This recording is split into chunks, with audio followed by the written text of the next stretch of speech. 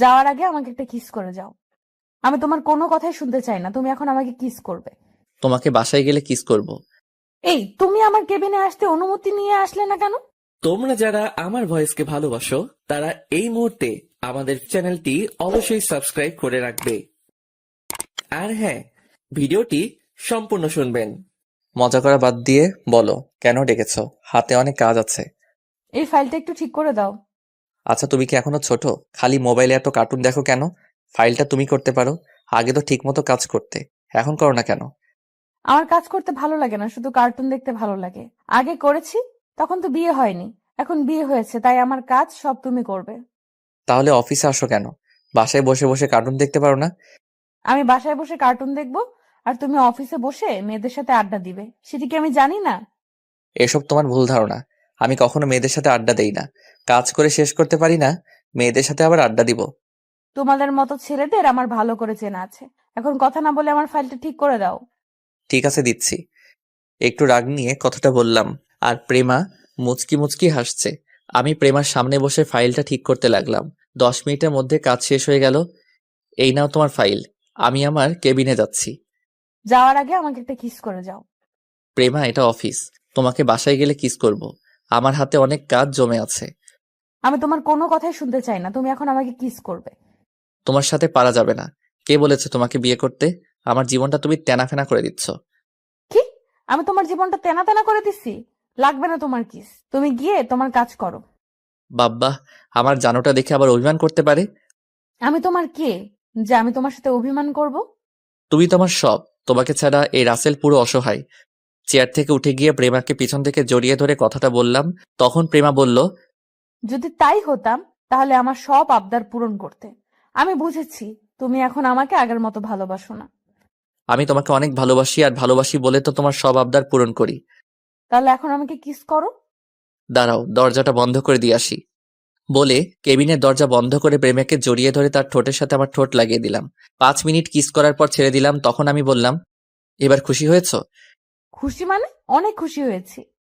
ঠিক আছে, তুমি বসে বসে কার্টুন দেখো, আমি হাতের কাজগুলো শেষ করে আসি। ঠিক আছে, যাও। আমি আর কোনো কথা না বলে নিজের কেবিনে চলে আসলাম। এতক্ষণে তো বকবক করেই গেছি, এখনো তো আমার পরিচয় দেওয়া হলো না।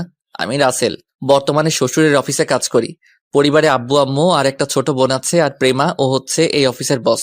তাহলে চলুন প্রেমা আর আমার কাহিনী একটু খুলে বলি। প্রেমার সাথে আমার বিয়ে কিভাবে হলো। সকালে ঘুম থেকে উঠতে দেরি হয়ে গেছে। আজকে অফিসে বসের মেয়ে আসবে। আমি অফিসে চাকরি করি আজ 1 বছর ধরে। বস আমার কাজ দেখে অনেক ভালোবাসে, তাই দেরি হলে সমস্যা হয় না। কিন্তু আজকে আমাকে একটু তাড়াতাড়ি অফিসে যেতে বলছে। সেখানে আজকেও লেট। না জানি আজকে কপালে কি হয়েছে। আমি ওয়াশরুমে ঢুকে ফ্রেশ হয়ে রেডি হয়ে নাস্তার টেবিলের সামনে গিয়ে একটা চেয়ার টেনে বসলাম। তখন আমি রাইসাকে বললাম, ওই আজকে আমাকে সকালে ডাকলি না কেন? আমি কি তোর চাকর নাকি যে প্রতিদিন তোকে ঘুম থেকে উঠিয়ে দেব? একটা বিয়ে করতে পারিস না? তাহলে তোর বউ সবসময় উঠিয়ে দেবে। এই তোর মাথায় বিয়ে ছাড়া আর অন্য কিছু আসে না? না, আমার তোর বিয়ে ছাড়া অন্য কিছু আসে না। তোকে বিয়ে না দেওয়া পর্যন্ত আমি বিয়ে করব না। তুই আমার জীবনটা শেষ করে দিচ্ছিস। আমার বিয়ে হয়ে গেলে তোর সাথে প্রতিদিন যুদ্ধ করবে কে? আমি তোকে বিয়ে না দেওয়া পর্যন্ত বিয়ে করব না। ঠিক আছে, আমি তাড়াতাড়ি বিয়ে করে তোকে বিয়ে দিয়ে বাসা থেকে বের করব। আগে বিয়ে করে দেখা, তারপর আমার কথা বলিস। এই, তোরা কি সারাদিন ঝগড়া করবি? এখনো কি তোরা ছোট আছিস? আমার কি দোষ? তোমার মেয়ে তো আমার সাথে সবসময় ঝগড়া করে। কি? আমি তোর সাথে প্রতিদিন ঝগড়া করি নাকি তুই আমার সাথে করিস? এই, তোরা থামবি? আজকে তোর বাবা বাজার থেকে আসুক, তোদের একটা ব্যবস্থা করতে বলবো। আমি তোদের দুই ভাই বোনের জ্বালায় বাঁচি না। তুমি যা খুশি করো, আগে আমাকে নাস্তা দাও। এমনি আজকে অফিসে লেট হয়ে গেছে। তারপর আজকে বসের মেয়ে অফিসে বসবে। এটা কি তোর আজকে নতুন নাকি? তুই তো প্রতিদিন সকালে দেরি করে উঠিস। আমি কি করব, আমার যে প্রচুর ঘুম, তাই সকাল সকাল উঠতে পারি না। তাহলে একটা বিয়ে করতে পারিস না? তোর বউ তোকে প্রতিদিন ডেকে তুলে দিবে। আম্মু, তুমিও ওই খাচ্চুনির মতো শুরু করছো। আগে ওটাকে বাসা থেকে বের করে তারপর আমি বিয়ে করব। আমি খাচ্ছুনি? তুই বিলাই, ছাগল, গরু আরো আছিস, সব হচ্ছিস তুই। এই তোদের আবার শুরু হয়ে গেছে। আর রাসেল, তোর আজকে না অফিসে লেট হয়ে গেছে, তাড়াতাড়ি নাস্তা করে অফিসে যা। আমি মনে মনে রাইসাকে স্বাধীন করলাম। আপনার আবার ওকে বলে দিয়েন না, তা না হলে আমার অবস্থা খারাপ করে ছাড়বে। নাস্তা শেষ করে বাসার বাইরে এসে বাইক নিয়ে অফিসে যেতে লাগলাম। ও আপনাদের তো রাইসার ব্যাপারে বললাম না। রাইসা এবার মাস্টার্স শেষ করেছে। তাই বাসায় বসে থাকে। বিয়ের জন্য অনেক জায়গা থেকে আসে, কিন্তু তার এক কথা, আমাকে বিয়ে না দেওয়া পর্যন্ত সে বিয়ে করবে না। তাই ওর বিয়েটা হচ্ছে না। যত জায়গা থেকে বিয়ের জন্য আসে, রাইসা কিছু একটা বাহানা ধরে সবকিছু শেষ করে দেয়। আপনাদের সাথে কথা বলতে বলতে অফিসে চলে আসলাম। গেট দিয়ে ঢুকে বাইকটা পার্কিং করে অফিসের ভিতরে চলে গেলাম। নিজের কেবিনে বসতে না বসতেই পিয়ন শালা এসে বলল, স্যার, ম্যাম আপনাকে ওনার কেবিনে দেখা করতে বলেছে। ঠিক আছে তুমি যাও, আমি আসছি। পিয়ন আর কোনো কথা না বলে চলে গেল। আমি দোয়া দরুদ পড়তে পড়তে ম্যামের কেবিনের সামনে গিয়ে বললাম, ভিতরে আসতে পারি ম্যাম? আসুন। আমি ভিতরে ঢুকে দেখি ম্যাম অপর দিকে চেয়ার ঘুরিয়ে বসে আছে। তখন আমি বললাম, ম্যাম আপনি আমাকে ডেকেছেন? এখন কয়টা বাজে? ম্যাম 10টা বাজে। আপনার অফিস কয়টায়? জি ম্যাম, সকাল 9টায়। তো অফিসে আসতে এত লেট কেন? প্রায় 1 ঘন্টা লেট। আপনাকে কি চেহারা দেখে বেতন দেওয়া হবে? আসলে ম্যাম ঘুম থেকে উঠতে দেরি হয়ে গেছে। আজকে সকালে আমাকে কেউ ঘুম থেকে ডেকে তুলে নাই, তাই লেট হয়ে গেছে। আপনি যে এরকম লেট করে অফিসে আসেন, আব্বু আপনাকে কিছু বলে না? উনি আমাকে কিছু বলে না, কারণ আমার কাজ শেষ করেই আমি বাসায় যাই। আর উনি আমার কাজ দেখে অনেক খুশি হয় এবং আমাকে অনেক ভালোবাসেন। তখন তো আব্বু অফিসে ছিল, তাই আপনাকে কিছু বলে নাই। এখন থেকে আমি অফিস দেখাশোনা করব। আজকের পর থেকে যদি কোনো দিন আপনার অফিসে আসতে লেট হয়, তাহলে আপনার বেতন থেকে টাকা কেটে নেওয়া হবে। ঠিক আছে ম্যাম, আজকের পর থেকে আর দেরি হবে না। আগামীকাল থেকে ঠিক টাইমে আসবো। ঠিক আছে, আপনি এখন আসতে পারেন। Okay ma'am. আমি আর কোনো কথা না বলে ম্যামের রুম থেকে বেরিয়ে আসলাম। আসার সময় ম্যামের 14 গোষ্ঠী উদ্ধার করলাম। আবার মনে মনে বললাম, ম্যাম তো ঠিকই বলেছে, এভাবে লেট করে অফিসে আসলে কোনো অফিসে আমাকে চাকরি দিবে না। না, কালকে থেকে ঠিক টাইমে আসতে হবে। আর কিছু না ভেবে নিজের কাজগুলো করতে লাগলাম। হঠাৎ রাফি আসলো আমার কেবিনে। রাফি হচ্ছে আমার কলেজ ফ্রেন্ড, দুজনে এই অফিসে চাকরি করি। তখন রাফি বলল, কিরে, ম্যামের কেবিনে এতক্ষণ কি করছিস? কি আর করবো, ম্যাম আমাকে কিছুক্ষণ হেদায়েত করলো। ঠিকই করেছে। তুই ঠিক টাইমে অফিসে আসিস না কেন? আগে তো ম্যামের আব্বু ছিল, এখন তার মেয়ে অফিস দেখাশোনা করবে। আগের মতো দেরি করে আসা যাবে না। ঠিক বলছিস। আচ্ছা তুই কি ম্যামের চেহারা দেখেছিস? দেখছি। কেন বলতো? তুই দেখিসনি? তাহলে কি তোকে জিজ্ঞেস করতাম? শালি চেয়ার ঘুরিয়ে আমাকে বাসন দিছে। তুই জানিস, ম্যাম দেখতে অনেক সুন্দর। যদি ওর মতো মেয়ের সাথে প্রেম করতে পারতাম। তাহলে রিয়াকে গিয়ে বলবো, রাফি তোকে এখন আর ভালোবাসে না, হ্যাঁ এখন অফিসের ম্যামের দিকে নজর দিছে। না ভাই, তোর দোহাই লাগে, এমন কাজ ভুলেও করিস না। রিয়া আমাকে কাঁচা খেয়ে ফেলবে। আমি তোর সাথে মজা করছি। এখন কথা না বলে নিজের কাজ কর গিয়ে। রাফি আর কোনো কথা না বলে তার কেবিনে চলে গেল। আসলে রিয়া হচ্ছে রাফির গার্লফ্রেন্ডের নাম। রাফি আর রিয়া দুজন দুজনকে কলেজ লাইফ থেকে ভালোবাসে। রিয়া রাফিকে সবসময় চোখে চোখে রাখে, তাই রাফি রিয়ার কথা শুনে ভয় পায়। কলেজ লাইফে আমিও অনেক মেয়ের প্রপোজ পেয়েছি, কিন্তু মনের মতো কাউকে পাইনি। তাই কোনো মেয়ের সাথে আজ পর্যন্ত প্রেম করি নাই। কিন্তু কলেজের একটা মেয়ে আমাকে অনেকবার প্রপোজ করছে, কিন্তু আমি রাজি হইনি। কারণ মেয়েটা ছিল বড়লোক বাবার মেয়ে, তার নাম ছিল প্রেমা। তখন আমার বাবা একটা অফিসে চাকরি করত। তার বাবা আমার সাথে কখনো রাজি হবে না বিয়ে দিতে, তাই সবসময় তাকে এড়িয়ে চলছি। তো যাই হোক, আপনাদের সাথে কথা বলতে বলতে দুপুরে লাঞ্চ টাইমে হয়ে গেছে। আমি হাতের কাজ রেখে রাফিকে নিয়ে ক্যান্টিনে চলে গেলাম। দুজনে খাবার খেয়ে কেবিনে চলে আসলাম। তখন পিয়ন আমার কেবিনে আসলো। স্যার, ম্যাম আপনার ওনার কেবিনে যেতে বলেছে। কেন যেতে বলছে আপনি কি জানেন? না স্যার, শুধু বলেছে আপনাকে গিয়ে বলতে। ঠিক আছে আপনি যান। পিয়ন আমার কেবিন থেকে বেরিয়ে গেল। আমি বসা থেকে উঠে ম্যামের কেবিনের সামনে গিয়ে বললাম, ম্যাম ভিতরে আসতে পারি? আসুন। আমি ভিতরে ঢুকে দেখি ম্যাম আবার চেয়ার ঘুরিয়ে বসে আছে। তখন আমি বললাম, ম্যাম আমাকে আপনি ডেকেছেন? ঠিক আছে। আপনি দুপুরে লাঞ্চ করেছেন? জি ম্যাম। খাবার খেয়ে নিজের কেবিনে বসতে বসতেই পিয়ন এসে বলল, আপনি আমাকে ডেকেছেন? ও ঠিক আছে, আপনি এখন আসতে পারেন। এটা বলার জন্যই ডেকে পাঠিয়েছিলাম। ও আচ্ছা, তাহলে আমি আসি। হুম। আমি আর কোনো কথা না বলে ম্যামের কেবিন থেকে বেরিয়ে নিজের কেবিনে চলে আসলাম। শালি আমাকে এই কথা বলার জন্য ডেকে পাঠিয়েছে, আমার খাবারগুলো হজম হতে দিল না। আচ্ছা আমি একটা জিনিস ভেবে পাচ্ছি না, ম্যাম আমাকে ওনার চেহারা দেখায় না কেন? ম্যাম কি লজ্জা পায়? না না, এ আমি কি ভাবছি। রাফি তো বলল ম্যামের চেহারা দেখছে, তাহলে আমাকে দেখাচ্ছে না কেন? দূর, না দেখালে নাই, আমি আমার কাজ করতে থাকি। কিন্তু ম্যামের গলার কণ্ঠ আমার কেমন জানি চেনা চেনা লাগছে। আর কিছু ভাবতে পারছি না, নিজের কাজে মন দেই। তারপর নিজের কাজে মন দিলাম। বিকেলে অফিস ছুটি হওয়ার পর বাহিরে চলে আসলাম। রাফিকে বিদায় দিয়ে বাইক নিয়ে সোজা বাসায় যেতে লাগলাম। হঠাৎ রাস্তায় এক বন্ধুর সাথে দেখা হয়, তার সাথে কিছুক্ষণ কথা বলে বাসায় চলে আসি। কলিং বেল চাপ দেওয়ার পর রাইসা এসে দরজা খুলে দিল। কিরে, তোর অফিস থেকে আসতে এত দেরি হলো কেন? আর বলিস না, আসার সময় রাস্তার পাশে দেখি হালিম বিক্রি করে। দেখে লোভ সামলাতে পারলাম না, তাই বসে 2 বাটি খেয়ে আসলাম। তুই একা একা খেলি, আমার জন্য আনলি না? আমাকে পাগলা কুকুরে কামড় দিচ্ছে, তোর জন্য হালিম আনতে যাব? তুই আম্মুর কাছে প্রতিদিন আমাকে বকা শোনাস। আরে এটা শয়তানি করে, তুই কি বুঝিস না? আমি চলে গেলে তোর সাথে কেউ দুষ্টুমি করবে না।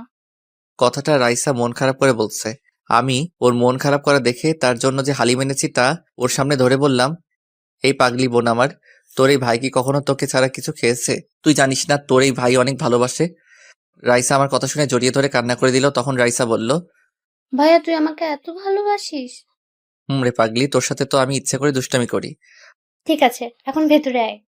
আর কোনো কথা না বলে ভিতরে ঢুকে নিজের রুমে চলে গেলাম। ওয়াশরুমে ঢুকে ফ্রেশ হয়ে বিছানায় শুয়ে মোবাইল টিপতে লাগলাম। আসলে বন্ধুর সাথে কথা বলে আসার সময় হালিম দেখে লোভ সামলাতে পারি নাই, তাই আমি 2 বাটি খেয়ে রাইসার জন্য 2 বাটি নিয়ে আসলাম। আব্বু আম্মু আবার হালিম খায় না, আমার আর রাইসার হালিম অনেক পছন্দ। তো যাই হোক, রাতে সবার সাথে খাবার খেয়ে রুমে চলে আসলাম। বিছানায় শুয়ে মোবাইল টিপতে গেলে ম্যামের কথাগুলো মনে পড়ে যায়। মোবাইলে অ্যালার্ম দিয়ে রাখলাম, তাই আর মোবাইল না টিপে ঘুমিয়ে পড়লাম। সকালে ঘুম থেকে তাড়াতাড়ি উঠে গেলাম। ঘড়ির দিকে তাকিয়ে দেখি মাত্র 7টা বাজে। এখন অফিসের টাইম 2 ঘন্টা বাকি আছে। বিছানা থেকে নেমে ওয়াশরুমে ঢুকে ফ্রেশ হয়ে একটা জামা গায়ে দিয়ে নিচে আসলাম। তখন আব্বু আম্মু এবং রাইসা আমার দিকে কেমন চোখে যেন তাকিয়ে আছে। আমি তো কিছুই বুঝতে পারছি না। তোমরা সবাই আমার দিকে এভাবে তাকিয়ে আছো কেন? আমি কি কোনো এলিয়েন নাকি? বাবা, তোর কিছু হয়েছে? শরীর খারাপ নাকি? এ কথা বললে কেন? আমি তো ঠিকই আছি। মানে আম্মু বলতে চাইছে সূর্য আজকে কোন দিকে উঠছে। কেন? প্রতিদিন যেদিকে উঠে আজকেও সেই দিকেই উঠেছে। রাইসা, আমার মনে হয় রাসেলের কিছু হয়েছে। যে ছেলেকে সকালে এত ডাকার পরেও উঠে না, সে ছেলে আজকে এত সকাল সকাল কিভাবে উঠলো? আমি কি সকাল সকাল উঠতে পারি না? সেটা তো আমরা আজ 1 বছর ধরে দেখে আসছি। আরে, অফিসের ম্যাম অনেক কড়া। গতকাল আমাকে যে বাসন দিছে, তাই সকাল সকাল ঘুম থেকে উঠে গেলাম। ম্যামের আব্বু হলে কোনো সমস্যা ছিল না, কিন্তু বসের মেয়ের অনেক রাগ। এবার ঠিক হয়েছে, এখন থেকে দেরি করে অফিসে গেলে তোর ম্যামের ঝাড়ি খেতে হবে। ঠিকই বলছিস। আম্মু, নাস্তা কি হয়েছে? এখনো হয়নি, তোরা বসে গল্প কর, আধা ঘন্টার মধ্যে হয়ে যাবে। ঠিক আছে বলে আমি সোফায় গিয়ে বসলাম। তখন রাইসা আমার পাশে বসে বলল, ভাইয়া তোর ম্যাম দেখতে কেমন রে? আমি এখনো ম্যামের চেহারা দেখি নাই। যে সময় আমাকে কেবিনে ডাকবে তখন ম্যাম চেয়ার ঘুরিয়ে আমার সাথে কথা বলে। এভাবে কথা বলে কেন? বাকিদের সাথে কি এভাবে কথা বলে? না, শুধু আমার সাথে এভাবে কথা বলে। তাহলে আমার মনে হয় এখানে কোনো কারণ আছে। অফিসে সবার সাথে সামনাসামনি কথা বলে, তোর সাথে চেয়ার ঘুরিয়ে কথা বলে কেন? সেটা আমি বলতে পারবো না। দেখি সামনে কি হয়। মাত্র তো প্রথম দিন এমন করছে, কোনো একদিন তো অবশ্যই দেখতে পাবো। তারপর আমি আর রাইসা আরো কিছুক্ষণ কথা বললাম। কিছুক্ষণ পর আম্মু টেবিলে নাস্তা নিয়ে আসলো। সবার সাথে নাস্তা করে রুমে এসে রেডি হয়ে বাসা থেকে বেরিয়ে বাইক নিয়ে অফিসে চলে আসলাম। বাইক পার্কিং করে অফিসের ভিতরে ঢুকে নিজের কেবিনে চলে আসলাম। আজকে 20 মিনিট আগে অফিসে চলে আসলাম। আমি বসে বসে মোবাইল টিপতে লাগলাম। অফিসের সবাই আস্তে আস্তে আসা শুরু করলো। কিছুক্ষণ পর রাফি অফিসের ভিতরে ঢুকে আমাকে দেখে কেবিনে আসলো। তখন রাফি বলল, কিরে, তুই কি রাসেল নাকি অন্য কেউ? আমি রাসেল না, রাসেলের ফটোকপি। আমার তো মনে হয় আজ 1 বছর পর তুই অফিসে আগে এসেছিস। কি করব বলো, শালার ঘুমের কারণে ঠিক টাইমে আসতে পারি না। ঠিক আছে, চল দুজনে কফি খেয়ে আসি, কফি খেয়ে এসে কাজ করব। ঠিক আছে চলো। আমি আর রাফি কেবিন থেকে বেরিয়ে ক্যান্টিনে চলে গেলাম। দুজনে 2টা কফি খেয়ে অফিসে চলে আসলাম। রাফি ওর কেবিনে চলে গেল। আমি আমার কেবিনে বসে কাজ করতে লাগলাম। কাজ করতে করতে দুপুরে লাঞ্চের টাইম হয়ে গেছে, কিন্তু অবাক করার বিষয় হলো আজকে ম্যাম আমাকে তার কেবিনে ডাকে নাই। মনে হয় টাইম মতো আসার কারণে ডাকে নাই। আর ডাকে নাই ভালোই করছে, তা না হলে আমাকে কিছুক্ষণ ভাষণ দিত। এই যা শালির কথা বলতে না বলতেই পিয়ন এসে বলল, স্যার, ম্যাম আপনাকে ওনার কেবিনে ডাকছে। এখন তো দুপুরে লাঞ্চের টাইম, আমি এখন খাবার খেতে যাব। আমাকে বলে লাভ নেই, ম্যামের কাছে গিয়ে বলেন আপনাকে তাড়াতাড়ি যেতে বলেছে। এই কথা বলে পিয়ন কেবিন থেকে বেরিয়ে গেল। এখন লাঞ্চের টাইমে কেন ডাকলো? আবার অনেক খিদেও লাগছে, মনে কয় শালির মাথা ফাটিয়ে দেই। আমি কেবিন থেকে বেরিয়ে ম্যামের কেবিনের সামনে গিয়ে বললাম, ম্যাম ভিতরে আসতে পারি? আসুন। আমি ভিতরে গিয়ে দেখি ম্যাম আগের মতো চেয়ার ঘুরিয়ে বসে আছে। ম্যাম আমাকে কেন ডেকেছেন? এখন তো দুপুরের লাঞ্চ টাইম। আপনি আজকে আমার সাথে লাঞ্চ করবেন, তাই কেবিনে আসতে বললাম। আপনি আমার সাথে কিভাবে খাবার খাবেন? আপনি তো আপনার চেহারা এখনো পর্যন্ত আমাকে দেখান নাই। আমার চেহারা দেখলে আপনি চেয়ার থেকে উঠে যাবেন, কারণ আপনি আমাকে ভালো করে চেনেন। আমি আপনাকে চিনি মানে? কে আপনি? মনে করে দেখেন তো, কলেজে আপনাকে প্রতিদিন একটা মেয়ে প্রপোজ করতো, কিন্তু আপনি রাজি হতেন না। আপনি প্রেমার কথা বলছেন, কিন্তু আপনি ওকে চিনেন কিভাবে? আপনি সেটা পরে জানতে পারবেন। এখন বলেন, প্রেমার প্রপোজে রাজি হতেন না কেন? সে কি দেখতে খারাপ? আসলে ম্যাম, প্রেমা মেয়েটাকে আমারও অনেক পছন্দ, কিন্তু সে ছিল বড়লোক বাবার একমাত্র মেয়ে। আমার বাবা ছিল সাধারণ একটা অফিসের কর্মচারী। প্রেমার বাবা কখনো আমাদের সম্পর্ক মেনে নিবে না, তাই প্রেমা যতবার প্রপোজ করত আমি তাকে ফিরিয়ে দিতাম। তোমার বাবা অফিসে কর্মচারী তো কি হয়েছে? উনি কি মানুষ না? টাকা পয়সা দিয়ে কখনো ভালোবাসা হয় না, দুজনের দুই মনের মিল থাকলে ভালোবাসা হয়। সেটা ঠিক আছে, কিন্তু প্রেমার বাবা কখনো মানবে না। সত্যি করে বলুন তো, আপনি কি এখনো প্রেমাকে ভালোবাসেন? যদি সে আপনার কাছে ফিরে আসে, তখন তাকে আপন করে নিবেন? সে যদি আপনাকে বিয়ে করতে চায়, আপনি তাকে বিয়ে করবেন? হুম, আমি এখনো তাকে ভালোবাসি, কিন্তু সে এখন কোথায় থেকে ফিরে আসবে? তাকে তো পড়ালেখা ছাড়ার পর আর দেখতেই পাইনি। সে আপনার আশেপাশেই আছে, আপনি বলুন তাকে আপন করবেন। বিয়ে করতে রাজি আছি, যদি তার বাবা মা এবং আমার বাবা মা রাজি থাকে। প্রেমার বাবা মা সবাই রাজি আছে, এখন আপনি রাজি কিনা সেটা বলুন। আপনি জানলেন কিভাবে যে প্রেমা রাজি আছে? আপনি কে? হঠাৎ ম্যাম চেয়ার ঘুরিয়ে আমার দিকে তাকিয়ে মুচকি মুচকি হাসছে। আমি তো ম্যামকে দেখে অবাক হয়ে গেলাম। এ আর কেউ নয়, প্রেমা। তখন প্রেমা আমাকে বলল, কি ব্যাপার, শখ খেলো নাকি মিস্টার রাসেল? প্রেমা তুমি এখানে? তার মানে এটা তোমাদের অফিস? হুম, এটা আমাদের অফিস। 4 দিন আগে অফিসে আব্বুর কাছে আসলাম, তখন হঠাৎ তোমাকে অফিসে দেখি। তারপর আব্বুকে বুঝিয়ে আমি অফিসে জয়েন করি। আব্বু আমাকে আগের থেকে বলেছে অফিসের দায়িত্ব হাতে নেওয়ার জন্য, কিন্তু আমার অফিসের কাজ করতে ভালো লাগে না। তোমাকে দেখি অফিসের বসের দায়িত্ব পালন করতে এসেছি। এই জন্যই তো বলি, তুমি আমাকে চেহারা দেখাও না কেন? তোমার গলার কণ্ঠ কেমন যেন চেনা চেনা লাগছে। আচ্ছা, তুমি পড়াশোনা শেষ করার পর কোথায় ছিলে? আসলে পড়ালেখা শেষ করার কিছুদিন পর আমার ব্লাড ক্যান্সার ধরা পড়ে। প্রায় 6 মাস বাংলাদেশে অনেক ডাক্তার দেখেছি, কিন্তু কোনো উন্নতি দেখছি না। তারপর আব্বু আমাকে আমেরিকা মামাদের কাছে নিয়ে যায়। সেখানে একটা হসপিটালে আমার অপারেশন হয়। আল্লাহ দিলে 6 মাসে আমি পুরোপুরি সুস্থ হয়ে যাই। সুস্থ হয়ে বাংলাদেশে ফিরে আসি। ও, রাসেল, তুমি আমাকে একটু ভালোবাসা দিবে? আমি সারা জীবন তোমায় আগলে রাখবো, কখনো কষ্ট পেতে দিব না। আমি চেয়ার থেকে উঠে প্রেমাকে পিছন থেকে জড়িয়ে ধরে বললাম, আমিও তোমাকে ভালোবাসি। একমাত্র তোমার কারণে সব মেয়েদের রিজেক্ট করে দিছি। আমি তোমাকে প্রথম দিন কলেজে দেখে পছন্দ করে ফেলি, কিন্তু যখন শুনলাম তুমি বড়লোক বাবার একমাত্র মেয়ে, তখন পিছিয়ে গেলাম। তুমি জানো, আমি আব্বুর কাছে তোমার ব্যাপারে সবকিছু খুলে বলছি। আব্বু তোমার কথায় অনেক খুশি। আব্বু তোমার মতো একটা ছেলে খুঁজছে আমার জন্য।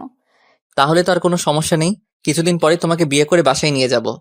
ঠিক আছে, লাঞ্চ টাইম তো শেষ হয়ে গেছে, তুমি ফ্রেশ হয়ে আসো। আজকে তোমার জন্য নিজ হাতে বিরিয়ানি বানিয়ে নিয়ে আসলাম।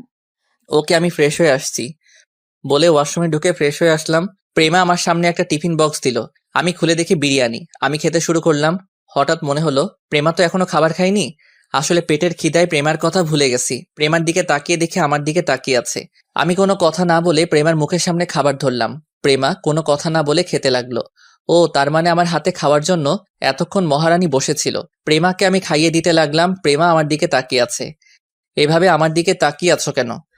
তুমি কি আমার সেই রাসেল যাকে 1000 বার প্রপোজ করার পরেও রাজি হলো না?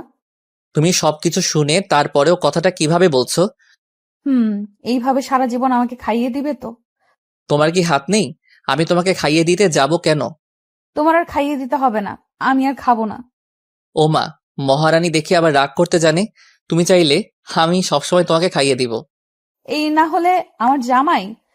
হয়েছে হয়েছে, এখন তাড়াতাড়ি খাও, হাতের কিছু কাজ বাকি আছে। আজকে তোমাকে আর কাজ করতে হবে না, দুজন মিলে বাইরে ঘুরতে যাব। ঠিক আছে। তারপর দুজনে খাবার খেলাম। প্রেমা আমার থেকে টিফিন বক্সটা নিয়ে ওয়াশরুমে চলে গেল। কিছুক্ষণ পর বেরিয়ে আসলো, হাতে করে 1 গ্লাস পানি নিয়ে আসলো। আমার হাতটা ধুয়ে দিল। তারপর প্রেমার ওড়না দিয়ে মুখ মুছে দিল। তারপর কিছুক্ষণ রেস্ট নিয়ে প্রেমা আর আমি অফিস থেকে বেরিয়ে বাইক নিয়ে ঘুরতে গেলাম। প্রেমা আমাকে পিছন থেকে জড়িয়ে ধরে আছে। রাত 9টার সময় বাসায় ফিরে আসলাম। প্রেমাকে তাদের বাসার সামনে নামিয়ে দিয়ে আমার বাসায় চলে আসলাম। দেখতে দেখতে আমাদের বিয়েটা হয়ে গেল। দুই ফ্যামিলি মিলে আমাদের বিয়ের দিন তারিখ ঠিক করলো। তারপর বিয়েটা হয়ে গেল। বিয়ের 1 মাস পর থেকে প্রেমা অফিসে বসে, এতে আব্বু আম্মু কিছু বলে না। তারা চায় আমি আর প্রেমা মিলে অফিসটা চালাই। এরপর থেকে প্রেমা অফিসে বসের দায়িত্ব পালন করে, কিন্তু তার সব কাজ আমার হাতে করাই। প্রেমা সারাদিন অফিসে বসে ছোট বাচ্চাদের মতো কার্টুন দেখে। এই ছিল অতীতের কাহিনী। এবার বর্তমানে আসা যাক। প্রেমার কেবিন থেকে বেরিয়ে আসতেই কারোর সাথে ধাক্কা খেলাম, কিন্তু আমি পড়ি নাই। যে আমার সাথে ধাক্কা খেয়েছে সে পড়ে গেছে। নিচের দিকে তাকিয়ে দেখি একটা মেয়ে, কিন্তু তাকে কখনো এই অফিসে দেখি নাই। তখন মেয়েটি উঠে এসে আমাকে একটা থাপ্পড় মেরে দিল। তারপর বলতে লাগলো, কুত্তার বাচ্চা, দেখে চলতে পারিস না? দেখে তো মনে হচ্ছে এই অফিসে কাজ করিস। আমি ইচ্ছে করে আপনাকে ধাক্কা দেই নাই। আর একটা কথা, আমার মা বাবাকে গালি দিয়ে কথা বলবেন না। যদি গালি দেয় তাহলে তুই কি করবি? তুই জানিস আমি চাইলে প্রেমাকে বলে তোকে এই অফিস থেকে বের করে দিতে পারি। আপনি বলে দেখতে পারেন, কোনো লাভ হবে না। আর একটা কথা, আপনি শুধু মেয়ে মানুষ দেখে আজকে বেঁচে গেছেন, তা না হলে আমার থাপ্পড়ের প্রতিশোধ আমি নিয়ে ছাড়তাম। তুই বেশি বেড়ে গেছিস, দাঁড়া, তোর চাকরি এক্ষুনি আমি খেয়ে দিচ্ছি। বলে মেয়েটার প্রেমার কেবিনে চলে গেল। আমি দাঁড়িয়ে না থেকে নিজের কেবিনে চলে আসলাম। একটা ফাইলের কাজ করতে আসছি, হঠাৎ প্রেমা ফোন দিয়ে বলল তার কেবিনে একটু যেতে। আমি কেবিন থেকে বেরিয়ে সোজা প্রেমার কেবিনে ঢুকে গেলাম। ওই মেয়েটা আমাকে দেখে বলল, দেখছিস প্রেমা, কি অসভ্য ছেলে, তোর কেবিনে ঢুকতে অনুমতি নিয়ে আসলো না। আমি তোর কেবিনে আসার সময় এই ছেলেটা আমাকে ধাক্কা দিয়ে ফেলে দিচ্ছে। প্রেমা, আমি ইচ্ছে করে ওকে ধাক্কা দিয়ে ফেলে দেই নাই। তোমার কেবিন থেকে বেরিয়ে যেতেই ওনার সাথে ধাক্কা লাগে, তারপর উনি পড়ে যায়। তারপর আমার মা বাবাকে গালি দিছে এবং আমার গালে একটা থাপ্পড় মারছে। প্রেমা চেয়ার থেকে উঠে ওই মেয়েটা দুই গালে দুইটা থাপ্পড় মেরে দিল। ওই মেয়েটা গালে হাত দিয়ে বলল, প্রেমা, তুই আমার বান্ধবী হয়ে ওই ছেলের কথায় আমার গায়ে হাত তুললি? তো সাহস কি করে হলো ওর গায়ে হাত তোলার, আবার ওর আব্বু আমাকে গালি দেওয়ার? তুই জানিস ও কে? কে ও, যার জন্য আমার গায়ে হাত তুললি? ও আমার স্বামী, আর তুই ওর গায়ে হাত তুলছিস? আমার শ্বশুর শাশুড়িকে গালি দিছস? আমি রাসেলের সম্বন্ধে ভালো করে জানি, ও কোনো মেয়েকে ধাক্কা তো দূরের কথা, কোনো মেয়ের হাতও তুলবে না। তুই শুধু আমার বান্ধবী দেখে আর কিছু করলাম না, তা না হলে উচিত শিক্ষা দিয়ে ছাড়তাম। সরি প্রেমা, আমি বুঝতে পারি নাই ও যে তোর স্বামী।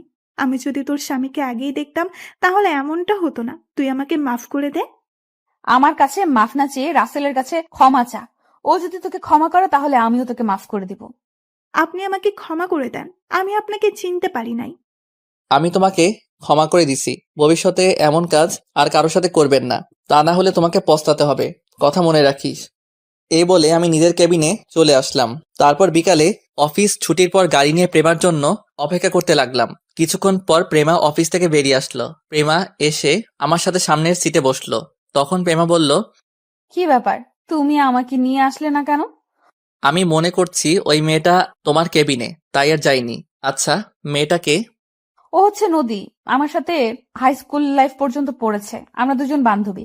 এসএসসি পাশ করার পর তার আব্বু ওকে বাইরের রাষ্ট্রে পাঠিয়ে দেয়। তারপর পড়ালেখা শেষ করে দেশে এসে তাদের নিজের অফিস দেখাশোনা করে। ও, তাহলে ও আমাকে দেখে নাই? তোমার সাথে যোগাযোগ ছিল না? যোগাযোগ থাকলে কি আজকের এই ঘটনা ঘটতো? তাও ঠিক বলছো। তারপর আমি আর প্রেমা কথা বলতে বলতে বাসায় চলে আসলাম। আপনাদের একটা কথা বলে রাখি, প্রেমা বাসায় আসলে আব্বু আম্মুর সেবা যত্ন করা শুরু করে। বাসায় প্রেমা আমার সাথে তেমন শয়তানি করে না, অফিসে আমার অবস্থা খারাপ করে ফেলে। তার এসব পাগলামি আমার অনেক ভালো লাগে। বাসায় এসে কলিং বেল চাপ দিলাম। কিছুক্ষণ পর আম্মু এসে দরজা খুলে দিল। আমাদের দেখে আম্মু বলল, কি রে, তোরা এসেছিস? আম্মু। আম্মু, তুমি দুপুরের ওষুধ ঠিক মতো খেয়েছো? খেয়েছি, আর আল্লাহ দিলে আমি এখন ভালো আছি। আমাকে তোর চিন্তা করতে হবে না। ঠিক আছে, এখন বলো আব্বু কোথায়? তোর আব্বু রুমে বসে কফি খাচ্ছে আর পেপার পড়ছে। ঠিক আছে রাসেল, তুমি রুমে যাও, আমি আব্বুকে দেখে আসছি। ঠিক আছে যাও। আমি আর কোনো কথা না বলে রুমে চলে আসলাম। প্রেমা আব্বুর রুমে চলে গেল। এবার দেখছেন প্রেমা বাসায় আসলে কি করে। আমি ওয়াশরুমে ঢুকে ফ্রেশ হয়ে বিছানায় শুয়ে মোবাইল টিপতে লাগলাম। রাতে সবার সাথে খাবার খেয়ে আমি রুমে চলে আসলাম। প্রেমা আব্বু আম্মুকে ওষুধ খাইয়ে দিয়ে আসবে, আর রাইসা তার এক বান্ধবীর বিয়েতে গেছে, তাই ওর কথা বললাম না। কিছুক্ষণ পর প্রেমা রুমে ঢুকে দরজা লাগিয়ে বিছানায় এসে আমাকে জড়িয়ে ধরলো। এই, আমি মা হতে চাই। আব্বু আম্মুর অনেক শখ দাদা দাদির রাগ শোনার। আগে রাইসার বিয়েটা হয়ে যাক, তারপর সব হবে। আমি তোমার কোনো কথা শুনতে চাই না, আমি বলছি মা হব। এখন তুমি ছেলে মেয়ে লালন পালন করতে পারবে? আমি পারবো। তুমি আমাকে একটা তোমার মতো ছেলে দাও। ঠিক আছে, কিছুদিন অপেক্ষা করো, তারপর তোমার সব আবদার পূরণ করব। ওকে, এখন আমাকে একটা কিস করো। ঠিক আছে, করছি। আমি প্রেমাকে জড়িয়ে ধরে তার ঠোঁটের সাথে ঠোঁট লাগিয়ে দিলাম। প্রায় 5 মিনিট পর ছেড়ে দিয়ে দুজন দুজনকে জড়িয়ে ধরে শুয়ে পড়লাম। আজ 5 দিন পর আমি রাতের খাবার খেয়ে রুমে শুয়ে মোবাইল টিপতে আসি। হঠাৎ রাইসা আমার রুমে আসলো। তখন আমি রাইসাকে দেখে বললাম, কিরে রাইসা, তুই আমার রুমে কিছু বলবি? রাইসা আমার পাশে বসে বলল, আসলে ভাইয়া, কলেজ লাইফ থেকে একটা ছেলের নাম রনি আমাকে ভালোবাসে, কিন্তু আমি তাকে ফিরিয়ে দিই। আমি তাকে বলছি আমি তাকে ভালোবাসতে পারবো না, কিন্তু সে আমাকে প্রতিদিন ভালোবাসার কথা বলে। আমার বান্ধবীর বিয়েতে রনি এসে আমাকে ভালোবাসার কথা বলেছে। ছেলেটা কেমন, ভালো নাকি খারাপ? ভাইয়া, ছেলেটা অনেক ভালো, আমার সাথে কখনো খারাপ কিছু করে নাই, শুধু ভালোবাসার কথা বলে। তোর কি রনিকে পছন্দ হয়? ছেলেটাকে পছন্দ হয়, কিন্তু আমি ভালোবাসা বিশ্বাস করি না। আমি ওকে বলেছি আমার বাসায় বিয়ের প্রস্তাব নিয়ে আসতে। তখন সে কি বলেছে? রনি বলেছে তার আব্বু আম্মুকে রাজি করিয়ে কালকে আমাদের বাসায় আসবে। রনি বর্তমানে কি করে? রনি এখন তাদের অফিস দেখাশোনা করে। ঠিক আছে, কালকে তাহলে আসুক, আমি সব ব্যবস্থা করছি। ঠিক আছে ভাইয়া, আব্বু আম্মুর কাছে বলতে লজ্জা লাগে, তাই তোর কাছে বলেছি। সমস্যা নেই, আমি সব দেখছি, তুই রুমে যা। রাইসা আর কোনো কথা না বলে রুম থেকে বেরিয়ে গেল। আমি শুয়ে শুয়ে মোবাইল টিপতে লাগলাম। প্রেমা রুমে এসে দরজা লাগিয়ে আমাকে জড়িয়ে ধরে বলল, রাইসাকে দেখলাম রুম থেকে বেরিয়ে যেতে। কেন এসেছে রাইসা? তাহলে শোনো। তারপর রাইসা আমার সাথে কি বলেছে সবকিছু প্রেমাকে খুলে বললাম। তাহলে তো ভালোই, রাইসার বিয়ে হয়ে গেল, আমি তোমার কাছে একটা সন্তান পাবো। ঠিক আছে, দিব। তাহলে কালকে আর দুজন অফিসে যাব না, ম্যানেজার আঙ্কেলকে বলবো সবকিছু দেখে রাখতে। ওকে, ঠিক আছে। তারপর দুজন দুজনকে জড়িয়ে ধরে শুয়ে পড়লাম। এবার আপনাদের একটা কথা বলি, আমার আর প্রেমার বিয়ের পর এখনো প্রেমার সাথে গভীরে যাইনি, কারণ বিয়ের 2 দিন আগে থেকে আম্মু অসুস্থ হয়ে পড়ে। তাই বাসর রাতে প্রেমাকে বলেছি আম্মু সুস্থ না হওয়া পর্যন্ত আমরা গভীরে যাব না। প্রেমাও আমার সাথে একমত দিছে। এরপর আমাদের মাঝে কিছুই হয়নি। সব মেয়েরা চায় স্বামীর ভালোবাসা নিয়ে বেঁচে থাকতে, স্বামীর আদর পেতে, মা হওয়ার স্বপ্ন থাকে, কিন্তু প্রেমা আমার কথার বাহিরে একটা কথাও বলে না। সে বলছে আমি যেটা বলবো সে তাই করবে। প্রেমার মতো মেয়ে বউ হিসেবে পাওয়া অনেক ভাগ্যের ব্যাপার। তো যাই হোক, পরের দিন রনি এবং তার মা বাবা আমাদের বাসায় আসলো। তাদের সাথে কথা বলে বুঝাতে পারলাম তারা অনেক ভালো। রনি ছেলেটা দেখতে অনেক সুন্দর, কথাবার্তা অনেক ভালো। রনির আব্বু আম্মু রাইসাকে পছন্দ হয়েছে।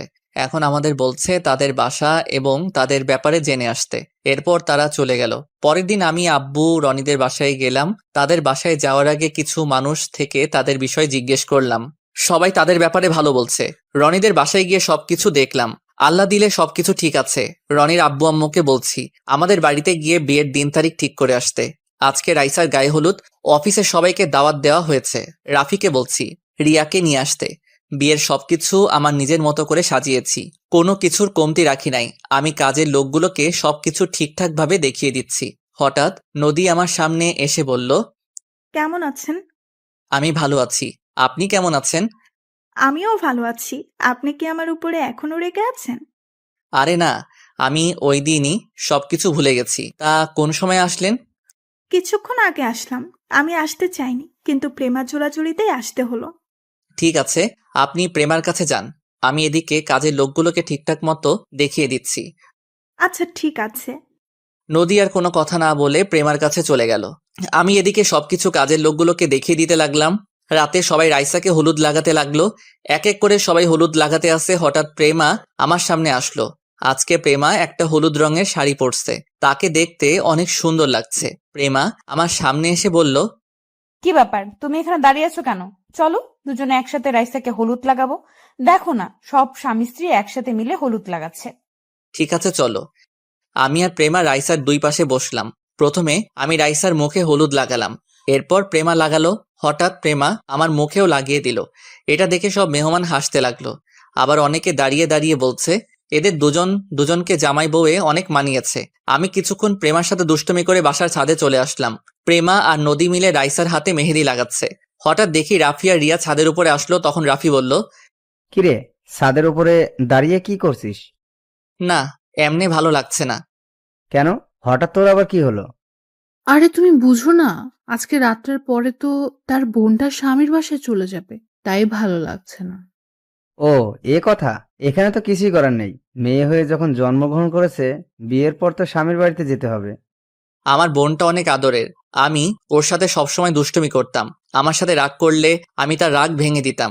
আমি আমার বোনটাকে অনেক ভালোবাসি। আমি এ কথা বলে কান্না করে দিলাম। রাফি আমাকে জড়িয়ে ধরে বলল, আরে পাগল, কান্না করিস কেন? তুই যদি ভেঙে পড়িস তাহলে রাইসা অনেক কষ্ট পাবে। আর তার সামনে সবসময় হাসি খুশি থাকবি। তাকে তুই কিছু বুঝতে দিবি না। আচ্ছা ঠিক আছে। রাফিয়া রিয়া আরো কিছুক্ষণ কথা বলে নিচে চলে গেল। আমি ছাদের উপরে দাঁড়িয়ে আকাশের দিকে তাকিয়ে আছি। হঠাৎ কেউ একজন পিছন থেকে ঘাড়ে হাত দিল। আমি তাকিয়ে দেখি প্রেমা। কি ব্যাপার প্রেমা, তুমি এখানে কেন? ওদিকের কাজ কি শেষ? মেহেদি লাগানো শেষ, এখন সবাই বসে নাচ গান উপভোগ করতে আছে। আমি তোমাকে না দেখে ছাদে আসলাম। তুমি এখানে একা একা কি করো? এমনি ভালো লাগছে না, তাই ছাদে দাঁড়িয়ে আছি। আমি মনের কথা বুঝতে পারছি, মন খারাপ করো না। সব মেয়েকে বিয়ের পর স্বামীর বাড়িতে যেতে হবে, এটা দুনিয়ার নিয়ম। প্রেমা আমাকে একটু জড়িয়ে ধরে থাকবে কিছুক্ষণ? এটা আবার বলতে হবে নাকি? এই বলে প্রেমা আমাকে শক্ত করে জড়িয়ে ধরলো। আমিও প্রেমাকে শক্ত করে জড়িয়ে ধরলাম। দুজনে কিছুক্ষণ এভাবে থেকে নিচে চলে আসলাম। প্রেমা আমাকে খাবার খেয়ে আসতে বলেছে। আমি খাবো না বলে রুমে চলে আসলাম। প্রেমা কোনো কথা না বলে নিচে চলে গেল। আমি রুমে এসে ফ্রেশ হয়ে বিছানায় শুয়ে পড়লাম। কিছুক্ষণ পর প্রেমা রুমে আসলো, হাতে 1 প্লেট খাবার নিয়ে এসেছে। প্রেমা প্লেটটা বিছানায় রেখে পানি নিয়ে আসলো, আমার পাশে বসে বলল, উঠে বসো, খাবার খেয়ে নাও। প্রেমা আমি খাবার খাবো না, তুমি খেয়ে নাও। সারাদিন কাজে বিজি ছিলে, খাওয়া দাওয়া ঠিক মতো করো নাই। এখন উঠো বলছি, আমি নিজের হাতে খাইয়ে দিচ্ছি। প্রেমার জোড়াজড়িতে উঠে বসলাম। প্রেমা আমাকে নিজের হাতে খাইয়ে দিতে লাগলো। প্রেমার চেহারা দেখে বোঝা যাচ্ছে প্রেমাও এখনো খায়নি। আমি পানি দিয়ে হাতটা ধুয়ে প্রেমার হাত থেকে প্লেটটা নিয়ে প্রেমার মুখের সামনে খাবার ধরলাম। প্রেমা সাথে সাথে কান্না করে দিল। রাসেল, আমার জীবনে এত ভালোবাসা সারা জীবন থাকবে? থাকবে, আমি তোমাকে ছেড়ে কখনো যাব না। মরার আগ পর্যন্ত তোমার পাশে থাকবো। আমার কেমন জানি ভয় লাগছে, আমি না তোমাকে হারিয়ে ফেলি। আরে পাগলি, এটা তোমার মনের ভুল। আমি তোমাকে সারা জীবন আমার এই বুকে আগলে রাখবো। এই বলে প্রেমার চোখের পানি মুছে দিয়ে খাবার খাইয়ে দিতে লাগলাম। প্রেমা ছোট বাচ্চাদের মতো খাবার খাচ্ছে। খাবার খাওয়া শেষ হলে প্রেমা প্লেট নিয়ে ওয়াশরুম থেকে পানি নিয়ে এসে আমার হাত ধুয়ে দিল। তারপর শাড়ির আঁচল দিয়ে মুখ মুছে দিল। প্রেমা প্লেটটা নিয়ে রুম থেকে বেরিয়ে গেল। কিছুক্ষণ পর রুমে চলে আসলো, বিছানায় শুয়ে আমাকে জড়িয়ে ধরলো। সবার কি খাওয়া দাওয়া হয়ে গেছে? আমি রাইসাকে তার রুমে দিয়ে আসলাম, আর বাকি কিছু মানুষ বাসায় চলে গেছে, আবার কিছু মানুষ আছে। আব্বু আম্মু আমার কথা কিছু জিজ্ঞেস করে নাই? করেছে, আমি বলেছি সারাদিন কাজ করতে করতে ক্লান্ত হয়ে গেছে, তাই রুমে শুয়ে আছে। ঠিক আছে, এখন আমাকে জড়িয়ে ধরে শুয়ে পড়ো। কালকে সকাল সকাল উঠে কাজ শুরু করে দিতে হবে। ওকে, আসো। তারপর দুজন দুজনকে জড়িয়ে ধরে শুয়ে পড়লাম। পরের দিন সকাল ভোরে ঘুম থেকে উঠে গেলাম। প্রেমা এখনো ঘুমিয়ে আছে। আমি প্রেমার কপালে একটা চুমু দিয়ে বিছানা থেকে নেমে ওয়াশরুমে চলে গেলাম। ওয়াশরুমে ঢুকে উঁচু করে একটা পাঞ্জাবি গায়ে দিয়ে বাসা থেকে বেরিয়ে মসজিদে চলে গেলাম। নামাজ পড়ে বাহিরে এসে 20 মিনিটের মতো ঘোরাঘুরি করে বাসায় চলে আসলাম। তারপর কাজের লোকগুলোকে সবকিছু দেখিয়ে দিতে লাগলাম। দেখতে দেখতে বর আসার সময় হয়ে গেছে। আমি রুমে এসে ওয়াশরুমে ঢুকে গোসল করে বাহিরে এসে দেখি প্রেমা দাঁড়িয়ে আছে একটা শাড়ি হাতে নিয়ে। তুমি এভাবে শাড়ি হাতে নিয়ে দাঁড়িয়ে আছো কেন? আজকে তুমি আমাকে শাড়িটা পরিয়ে দিবে। তুমি তো শাড়ি পরতে পারো, আমাকে বলছো কেন? আমার হাতে কাজ আছে। কাজ পরে করতে পারবে, আগে আমাকে শাড়িটা পরিয়ে দাও। দুজনে একসাথে রুম থেকে বেরিয়ে নিচে যাব। কি আর করার, বউয়ের কথা না রেখে পারি? আমি প্রেমার হাত থেকে শাড়িটা নিয়ে তাকে পরিয়ে দিতে লাগলাম। সমস্যা হয়েছে কুচি লাগিয়ে দিতে। আমি কুচিটা প্রেমার হাতে দিয়ে বললাম লাগিয়ে নিতে, কিন্তু খাচ্ছুনি বলে আমাকে লাগিয়ে দিতে। আমি প্রেমার নাভির উপর দিয়ে কুচিটা পরিয়ে দিলাম। প্রেমা আমার মাথা শক্ত করে ধরলো। আমি প্রেমার পেটে একটা কিস করলাম। প্রেমার সাথে সাথে কেঁপে উঠলো। আমি দাঁড়িয়ে প্রেমার ঠোঁটের সাথে ঠোঁট লাগিয়ে দিলাম। দুজনে দুজনকে জড়িয়ে ধরে কিস করতে লাগলাম। কিছুক্ষণ পর ছেড়ে দিয়ে দুজনে রেডি হয়ে একসাথে রুম থেকে বেরিয়ে আসলাম। হঠাৎ নিচের দিকে তাকিয়ে আমি তো পুরো অবাক হয়ে গেলাম। নিচের দিকে তাকিয়ে দেখি বাসার সব মেহমান আমাদের দিকে তাকিয়ে আছে। দুজনে একসাথে নিচে নামলাম। প্রেমা চলে গেছে রাইসার কাছে। আমি কাজের লোকদের কাছে চলে আসলাম। কিছুক্ষণ পর বর চলে এসেছে। সবাই রনিকে স্টেজে নিয়ে বসালো। রাইসাকে নিয়ে এসে রনির পাশে বসালো। আমার বোনটাকে বধূ সাজে অনেক সুন্দর লাগছে। আর কিছুক্ষণ বোনটা বাসায় থাকবে, তারপর বরের সাথে শ্বশুর বাড়ি চলে যাবে। কাজী এসে বিয়ে পড়ানো শুরু করলো। বিয়ে পড়ানো শেষ, কাজী মোনাজাত ধরলো। মোনাজাত শেষে সবাইকে খাবার পরিবেশন করা হলো। আমি কাজের লোকের সাথে ধরাধরি করে কাজ করছি। হঠাৎ দেখি একটা ছেলে প্রেমার দিকে কেমন ভাবে তাকিয়ে আছে। আমি কাজ রেখে ছেলেটার কাছে গেলাম। তখন তাকে জিজ্ঞেস করলাম, কি ভাই, এমন করে ওই মেয়েটার দিকে তাকিয়ে আছেন কেন? সেটা কি তোকে বলতে হবে? অবশ্যই আমাকে বলতে হবে। তুই কে রে যে আমি তোর কাছে বলবো? আমি এই বাড়ির একজন সদস্য, তাই তোকে বলতে হবে। ও তাই নাকি? তাহলে শোন, ওই মেয়েটাকে দেখছিস? তাকে আমার পছন্দ হয়েছে, তাকে আমি বিয়ে করতে চাই। ওকে দেখে তো মনে হচ্ছে তার বিয়ে হয়ে গেছে। বিয়ে হয়েছে তো কি হয়েছে, আমি ওকে জোর করে বিয়ে করব। ওকে দেখতে ভীষণ সেক্সি লাগছে। তাকে আমার জীবনে চাই। ছেলেটার কথা শুনে আমি সাথে সাথে 2টা থাপ্পড় মেরে দিলাম। বাড়ির সব মেহমান আমাদের ঘিরে ফেলেছে। তখন আমি ওই ছেলেটার কলার ধরে বললাম, তোর সাহস কি করে হয় আমার বউকে খারাপ কথা বলার? তোর ঘরে কি মা বোন নেই? আজকে তোকে আমি মেরেই ফেলবো। বলে ছেলেটাকে ইচ্ছে মতো মারতে লাগলাম। প্রেমা আমাকে জোর করে ছাড়িয়ে নিয়ে আসলো। তখন আমাদের মাঝে রনি চলে আসলো। সে বলল, ভাইয়া, এখানে কি হয়েছে? আর আপনি জীবনকে মারলেন কেন? ও আমার মামাতো ভাই হয়। তোমার এই মামাতো ভাই আমার বউকে আমার সাথে খারাপ কথা বলেছে, তাই আমি তাকে মারলাম। জীবন ভাইয়া যেটা বলেছে সেটা কি সত্যি? না রনি ভাইয়া, আমি ওনার বউকে খারাপ কথা বলিনি। কি, তুই এখন মিথ্যা কথা বলছিস? আজকে আমি তোকে মেরে ফেলবো। জীবন, আমি ভাইয়াকে ভালো করে চিনি। ও অন্যায়ভাবে কাউকে মারবে না। তুই যদি সত্যি কথা না বলিস তাহলে আমার হাত তোর গায়ে উঠবে। আমাকে সবাই ধরে রেখেছে। এবার জীবন মাথা নিচু করে বলল, ভাইয়া আমার ভুল হয়ে গেছে, আমি ওনাকে চিনতে পারি নাই, আমাকে তুমি মাফ করে দাও। সি সি সি সি, আমার ভাবতে অবাক লাগে। তুই বিয়ে বাড়িতে এসে এমন কথা বলবি? আমি তোকে অনেক ভালো মনে করেছি। তুই এখনই ভাইয়ার পা ধরে ক্ষমা চাইবি। ভাইয়া তোকে মাফ করলে আমিও মাফ করে দিব। জীবন দাঁড়িয়ে না থেকে আমার পা ধরে বলতে লাগলো, ভাইয়া আমার ভুল হয়ে গেছে, আমাকে আপনি ক্ষমা করে দেন। ঠিক আছে, আমি তোকে ক্ষমা করে দিলাম। আর কখনো এমন কথা কাউকে বলবি না। মেয়েরা হচ্ছে মায়ের জাত, আর আমার বউ তোমার থেকে বড়। তাকে বড় বোনের নজরে দেখবে। ঠিক আছে ভাইয়া, এমন ভুল আর জীবনেও হবে না। ঠিক আছে, আপনারা সবাই যার যার জায়গায় চলে যান। প্রেমা আমাকে টেনে রুমে নিয়ে আসলো। তখন আমাকে বলল, তুমি ছেলেটাকে মারলে কেন? একটু বুঝিয়ে বললেই তো হতো। তোমার নামে খারাপ কথা বলবে, আমি তাকে এমনি এমনি ছেড়ে দিব? হয়েছে, এখন মাথা ঠান্ডা করো। ও ছেলে তার ভুল বুঝতে পেরেছে। ঠিক আছে, এখন তুমি রাইসার কাছে যাও, আমি এদিকটা দেখছি। প্রেমা আর কিছু না বলে রুম থেকে বেরিয়ে গেল। আমি রুম থেকে বেরিয়ে কাজে লেগে পড়লাম। আস্তে আস্তে সবার খাওয়া দাওয়া শেষ হয়ে গেল। এখন রাইসাকে বিদায় দেওয়ার পালা।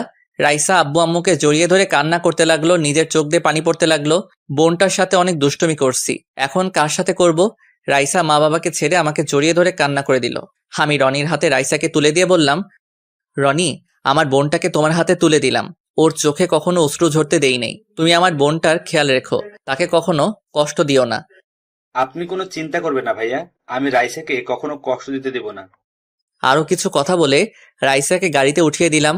বোনটাকে তুলে দিতে অনেক কষ্ট হচ্ছে। আস্তে আস্তে সবাইকে বিদায় দিয়ে দিলাম। আমি রুমের ভিতরে ঢুকে শুয়ে শুয়ে রাইসার জন্য কান্না করতে লাগলাম। কিছুক্ষণ পর প্রেমা রুমে আসলো, আমার পাশে বসে বলল, এই তুমি কান্না করছো কেন? রাইসার জন্য অনেক খারাপ লাগছে। কান্না করো না, এখন শুধু ওর জন্য দোয়া করো, আল্লাহ যেন ওর সংসার জীবনে সুখী রাখে। হুম। প্রেমা আরো কিছুক্ষণ কথা বলে আব্বু আম্মুর রুমে চলে গেল। আমি বিছানায় শুয়ে পড়লাম। দেখতে দেখতে 1টা মাস চলে গেল। আল্লাহর রহমতে আমার বোনটা অনেক সুখী আছে। আর এর ভিতরে প্রেমাকে স্বামীর অধিকার দিয়েছি। সুন্দরভাবে চলছে আমাদের সংসার। এখন নদীর সাথে ভালো বন্ধুত্ব হয়ে গেছে। প্রেমা এখন আর অফিসে বসে কার্টুন দেখে না, আগের মতো অফিসের কাজে মন দিচ্ছে। দুজনে মিলে অফিসটা সুন্দরভাবে চালিয়ে যাচ্ছি। নিজের কেবিনে বসে কাজ করতে আসি, হঠাৎ প্রেমা ফোন দিয়ে বলল তার কেবিনে যেতে। আমি আমার কেবিন থেকে বেরিয়ে প্রেমার কেবিনে গেলাম। একটা চেয়ারে বসে বললাম, বলো কেন ডেকেছো? তুমি তো জানো আমাদের একটা ডিল হতে যাচ্ছে ফারহান কোম্পানির সাথে। এখন ওটার কাজ কতটুকু আগালো, এই ডিলটা পেলে আমাদের কোম্পানি আরো উপরে উঠে যাবে। মোটামুটি কাজ প্রায় শেষের দিকে। তুমি দেখো, এই ডিলটা আমরা পাবোই। তাই যেন হয়। চলো দুজনে খাবার খেয়ে নেই, দুপুরে লাঞ্চের টাইম তো হয়ে গেছে। ঠিক আছে, আমি ফ্রেশ হয়ে আসছি। বলে আমি ওয়াশরুমে ঢুকে ফ্রেশ হয়ে আসলাম। প্রেমা একটা প্লেটে খাবার দিল। আমি প্লেটটা হাতে নিয়ে প্রেমাকে খাইয়ে দিচ্ছি। এটা আজকে নতুন না, এখন প্রতিদিন আমি প্রেমাকে নিজের হাতে খাইয়ে দেই। খাওয়া দাওয়া শেষ করে প্রেমার সাথে কিছুক্ষণ কথা বলে নিজের কেবিনে চলে আসলাম। দেখতে দেখতে সেই দিনটা চলে এসেছে। আমি আর প্রেমা সব কাগজপত্র নিয়ে ফারহান কোম্পানিতে গেলাম। অনেক বড় বড় কোম্পানির মালিক এসেছে এই ডিলটার জন্য। সবাই সবার মতো উপস্থাপন করতে লাগলো। আসলে ফারহান হচ্ছে এই কোম্পানির ছেলের নাম। ফারহান ছেলেটা দেখতে অনেক হ্যান্ডসাম, যে কোনো মেয়ে তাকে দেখলেই প্রেমে পড়ে যাবে। তো যাই হোক, সবার শেষে আমি দাঁড়িয়ে উপস্থাপন করতে লাগলাম।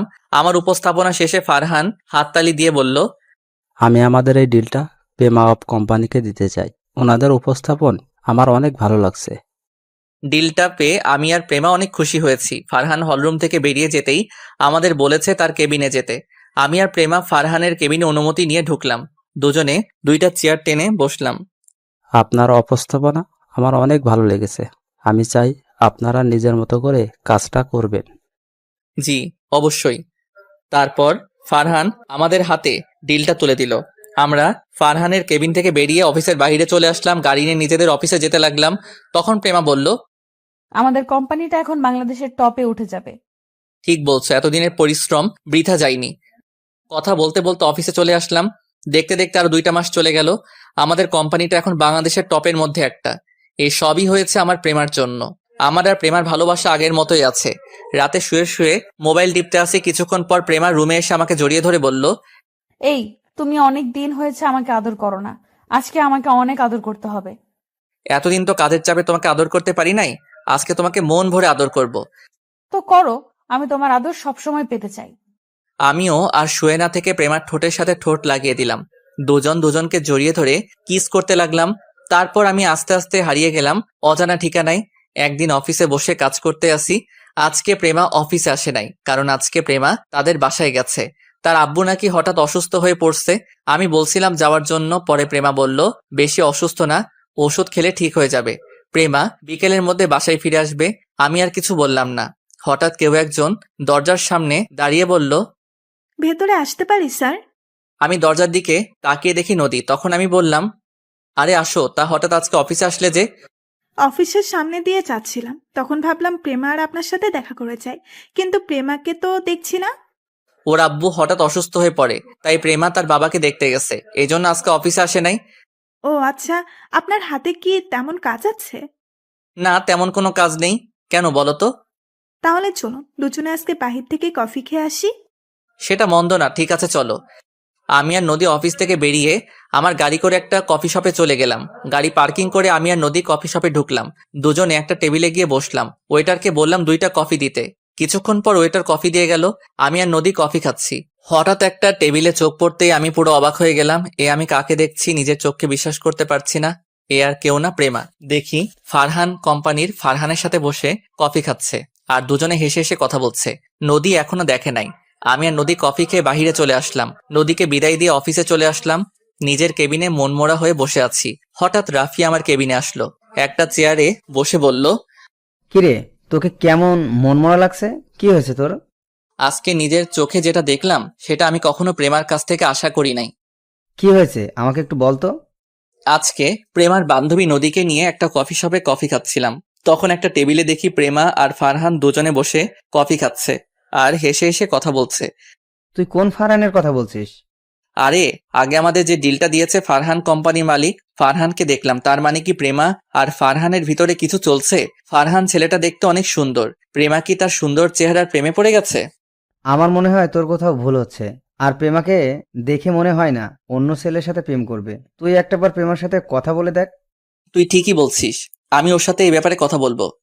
ঠিক আছে, মন খারাপ করিস না, এখন কাজ কর, আমি নিজেই কাজ করি গিয়ে। ঠিক আছে, যা।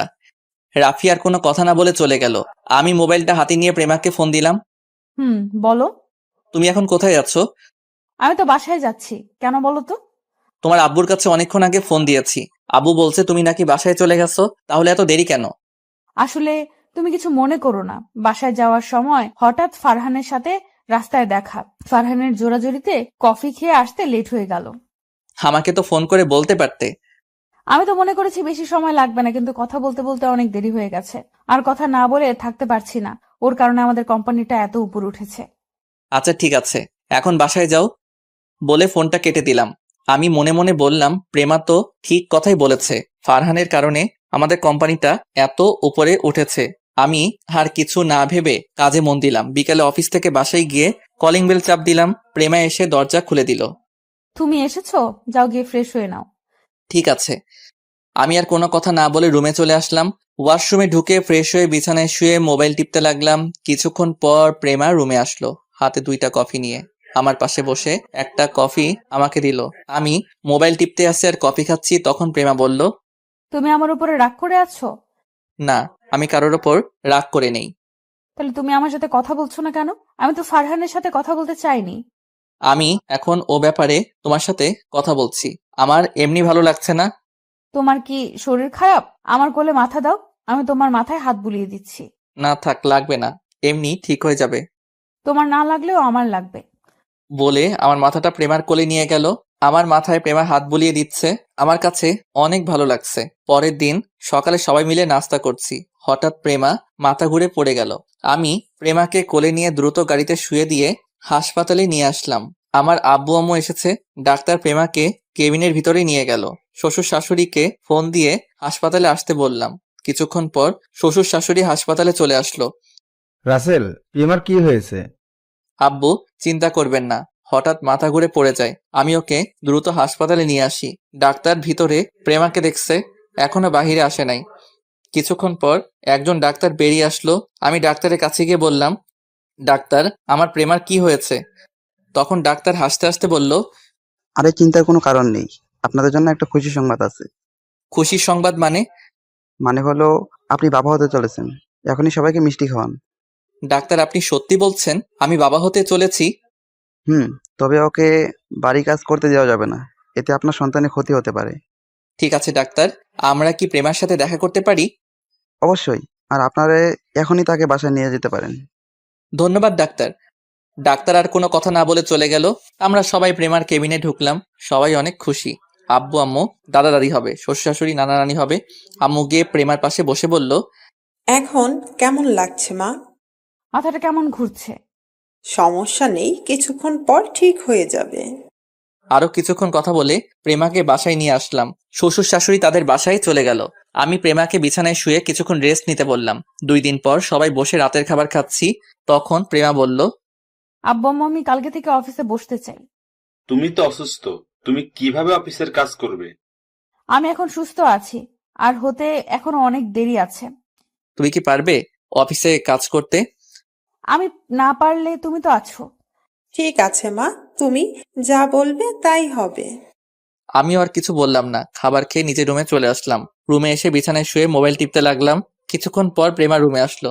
আমাকে পিছন থেকে জড়িয়ে ধরলো। আচ্ছা প্রেমা, তুই বাচ্চা না হওয়া পর্যন্ত বাসায় থাকলে কি হয়? আমি বাসায় থেকে কি করব? আমার বাসায় ভালো লাগছে না, আর এখনো তো অনেক দেরি আছে বাচ্চা হতে। ঠিক আছে, এখন শুয়ে পড়ো। তারপর প্রেমা আমাকে জড়িয়ে ধরে শুয়ে পড়লো। এইভাবে দেখতে দেখতে 1 মাস চলে গেল। ফারহানের সাথে আমাদের বন্ধুত্ব হয়ে গেছে। কয়দিন পর পর আমাদের অফিসে আসে। আজকে ফারহান প্রেমাকে অফিসের কি কাজের জন্য রেস্টুরেন্টে ডাকছে। আমাকে বলছে যাওয়ার জন্য, তবে অফিসের কাজের চাপের জন্য আমি যেতে চাইনি। প্রেমা একা গেছে গাড়ি নিয়ে। আমি অফিসে বসে কাজ করতে লাগলাম। এবার একটু ওদিক থেকে ঘুরে আসি। প্রেমা আর ফারহানের মধ্যে কি কথা হচ্ছে? বলো, কি কাজের জন্য ডেকেছো? ফারহান এবার একটা গোলাপ নিয়ে প্রেমার সামনে হাঁটু গেড়ে বসে বলতে লাগলো, রেস্টুরেন্টে তারা দুজন এবং রেস্টুরেন্টের লোক ছাড়া কেউ নেই। প্রেমা, আমি তোমাকে প্রথম যেদিন আমার অফিসে দেখি সেদিন থেকে আমার তোমাকে ভালো লাগে। এরপর আস্তে আস্তে তোমাকে ভালোবেসে ফেলেছি। প্লিজ তুমি আমাকে ফিরিয়ে দিও না। আমি সত্যি তোমাকে অনেক ভালোবাসি। এটা তুমি কি বলছো? আমি তোমাকে বন্ধু ছাড়া অন্য কিছু কখনো ভাবিনি। আর তুমি জানো আমার স্বামী আছে, আমার পেটে রাসেলের সন্তান। তুমি কি করে এ কথা বলতে পারলে? আমি তোমার কাছে এরকম একটা কথা কখনো আশা করি নাই। আমি জানি তোমার স্বামী আছে, তোমার পেটে রাসেলের সন্তান। তুমি চাইলে রাসেলকে ডিভোর্স দিয়ে দাও, আমি তোমার সন্তানের কোনো ক্ষতি করতে বলবো না। আর ওই রাসেলের কি আছে? আমার সব কিছু আছে। আমি তোমাকে অনেক সুখে রাখবো। তোমাকে আমি অনেক ভালো মনে করছি, কিন্তু তুমি যে এতটা খারাপ তা আমার জানা ছিল না। আমি রাসেলকে নিয়ে অনেক সুখেই আছি। আজকে থেকে তুমি আমার সাথে কোনো যোগাযোগ করবে না। আমি চাই না তোমার কারণে আমার সংসারে অশান্তির সৃষ্টি হোক। তুমি কি জানো তুমি অফিসে না থাকলে তোমার স্বামী অফিসে কি করে? তোমার স্বামী তোমার বান্ধবী নদীর সাথে প্রেম করে। এটা আমি কখনো বিশ্বাস করি না। রাসেলকে আমি ভালো করে চিনি, সেরকম কাজ কখনো করবে না। আমি জানতাম তোমার বিশ্বাস হবে না। ঠিক আছে, আমার সাথে তোমার অফিসে চলো, তারপর দেখবে তোমার স্বামী অফিসে বসে কি করে। আমার স্বামীর উপর অনেক বিশ্বাস আছে আমার। ঠিক আছে, তুমি যখন বলছো তাহলে চলো। তারপর প্রেমা আর ফারহান অফিসে আসতে লাগলো। আর এদিকে আমি অফিসে বসে কাজ করতে আসি। হঠাৎ নদী আমার কেবিনের সামনে এসে বলল, ভিতরে কি আসতে পারি? আরে নদী, তুমি আসো, বসো। নদী ভিতরে ঢুকে একটা চেয়ারে বসলো। কি ব্যাপার, আজকে প্রেমাকে দেখছি না যে? প্রেমা কোথায়? প্রেমা অফিসের কাজের জন্য ফারহান কোম্পানির সাথে দেখা করতে গেছে। ও, তা বলো, কি খাবে, চা না কফি? কফি হলে চলবে। আমি পিয়নকে ফোন দিয়ে বললাম 2টা কফি নিয়ে আসতে। কিছুক্ষণ পর পিয়ন কফি নিয়ে আসলো। দুজনে বসে কফি খেতে লাগলাম। রাসেল, তোমার সাথে আমার কিছু কথা আছে। কি কথা বলো? আসলে তোমাকে যেদিন না বুঝে থাপ্পড় মারি, সেদিন থেকে আমার কেমন জানি লাগছে। তোমার সাথে কথা বলতে আমি তোমাকে ভালোবেসে ফেলেছি। এটা তুমি কি বলছো নদী? আমার বিয়ে হয়ে গেছে, আর প্রেমা যদি এটা জানতে পারে তাহলে তোমাকে অফিসে আর আসতে দিবে না এবং তোমার সাথে বন্ধুত্ব নষ্ট করে দিবে। তোমাকে সত্যি আমি অনেক ভালোবেসে ফেলেছি, প্লিজ তুমি আমাকে ফিরিয়ে দিও না। তুমি প্রেমার বান্ধবী দেখে কিছু করলাম না, তা না হলে এখনই ঘাট ধাক্কা দিয়ে অফিস থেকে বের করে দিতাম। ঠিক আছে, তুমি যখন আমাকে ভালোবাসতে পারবে না তাহলে আমাকে একটাবার জড়িয়ে ধরবে, প্লিজ। তুমি না করো না, আমি আর কখনো তোমার কাছে ভালোবাসার কথা বলবো না।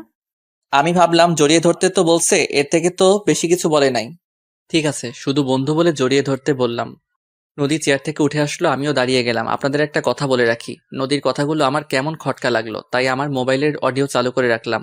এতক্ষণ নদী আমার সাথে কি কথা বলছে সব মোবাইলে সেভ করে রাখলাম। নদী আমাকে জড়িয়ে ধরলো, হঠাৎ কেউ একজন হাততালি দিয়ে কেবিনের ভিতরে ঢুকলো। আমি নদীকে ছাড়িয়ে দেখি প্রেমা আর ফারহান আমাদের কেবিনে।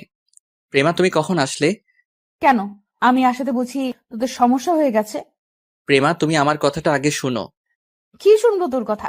আমি তোকে অনেক বিশ্বাস করেছি, কিন্তু তুই শেষ পর্যন্ত আমাকে ধোকা দিলি কেন রে?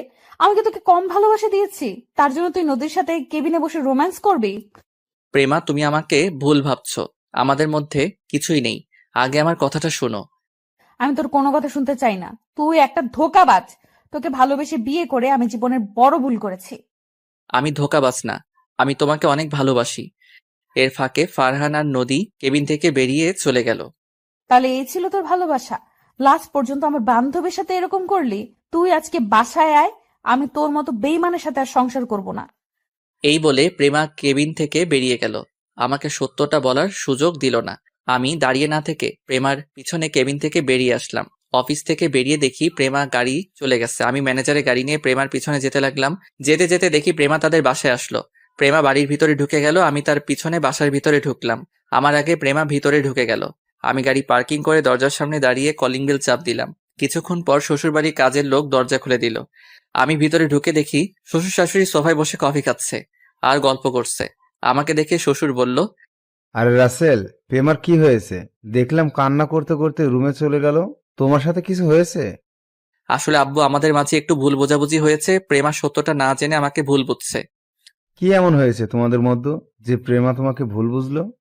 আমি শ্বশুর শাশুড়িকে অডিওটা শোনালাম। তখন শ্বশুর বলল, আমার মনে হয় নদী তোমাদের সংসার ভাঙতে চেয়েছে।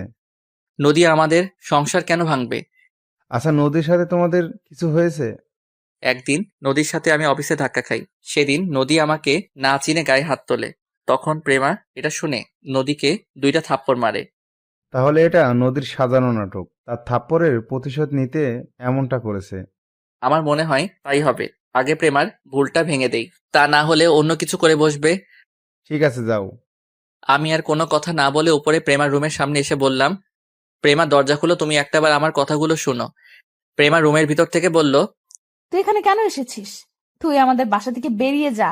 আমি তোর সাথে কথা বলতে চাই না। আমি তোমার সাথে 2টা মিনিট কথা বলবো, তারপর তুমি আমাকে যেটা খুশি করো। আমি তোমাকে বাধা দিব না, একটাবার তুমি দরজাটা খোলো। প্রেমা কি বুঝে দরজা খুলে দিল। আমি ভিতরে ঢুকে দেখি প্রেমা বিছানায় বসে কান্না করছে। আমাকে বলল, কেন এসেছিস এখানে? তুই তো নদীর কাছে যা। আমাকে ফারহান বলেছে সব, তুই নাকি খারাপ, কিন্তু আমার তোর প্রতি বিশ্বাস ছিল। তুই এমন কাজ করবি না, কিন্তু অফিসে এসে নিজের চোখে যেটা দেখলাম তারপর আমার সব কিছু এলোমেলো হয়ে যায়। আমার সাথে নদীর কোনো সম্পর্ক নেই। তুমি জানো নদী আজকে অফিসে এসে আমাকে কি বলেছে? কি বলেছে নদী? তাহলে শুনো। আমি মোবাইল থেকে অডিও চালু করে দিলাম। প্রেমা অডিওটা শুনে এমন কিছু করবে আমি তো পুরো অবাক হয়ে গেলাম। প্রেমা আমার পা ধরে বলতে লাগলো, রাসেল, আমার ভুল হয়ে গেছে, তুমি আমাকে ক্ষমা করে দাও। আমি বুঝতে পারি নাই নদী যে তোমাকে এমন কিছু বলবে। তুমি যদি একটাবার আমার কথাগুলো শুনতে তাহলে এমন কিছু হতো না। আমি বুঝতে পারি নাই তুমি যখন নদীকে জড়িয়ে ধরেছো তখন এটা দেখে আমার পুরো দুনিয়া অন্ধকার হয়ে গেছে। আমি মনে করছি তুমি আমাকে ধোকা দিয়েছো। আচ্ছা, এসব কথা বাদ দাও। তোমার সাথে ফারহান অফিসে আসলো কেন? আজকে ফারহান আমাকে অফিসের কাজের জন্য ডাকে নাই। ফারহান আমাকে প্রপোজ করেছে, সে নাকি আমাকে ভালোবাসে। আমি প্রেমার কথা শুনে মাথা পুরো গরম হয়ে গেল। ফারহানকে অনেক ভালো মনে করেছি, আর সে আমার স্ত্রীকে ভালোবাসার কথা বলে। তখন আমি বললাম, তখন তুমি ওকে কি বলেছ? আমি তাকে মানা করছি আর বলেছি আমার সামনে আর কখনো না আসতে। ও বলেছে তোমাকে ডিভোর্স দিয়ে দিতে, আমার পেটের সন্তান সে লালন পালন করবে। আমি ভাবতে পারিনি ফারহান তোমাকে কথা বলবে। আর ফারহান সহ অফিসে আসলে কেন? আমি ফারহানকে না করে দেওয়ার পর সে বলে তুমি নাকি নদীকে ভালোবাসো। আমি অফিসে না থাকলে নদীকে অফিসে ডেকে তুমি তার সাথে রোম্যান্স করো। তখন তুমি তার কথা বিশ্বাস করলে? আমি ওকে বলেছি তুমি এমন কাজ কখনো করতে পারো না। তখন সে আমাকে বলল তার সাথে নাকি অফিসে আসতে। আর তখন অফিসে আসার পর কি হলো তুমি তো সব জানো। আমার একটা জিনিস মাথায় আসছে না, যখন তুমি আমাকে ভুল বুঝে নানান কথা বলছো, তখন নদী আর ফারহান কোনো কথা না বলে অফিস থেকে বেরিয়ে গেল কেন? তারা ওই সময় কিছু বলে নাই কেন?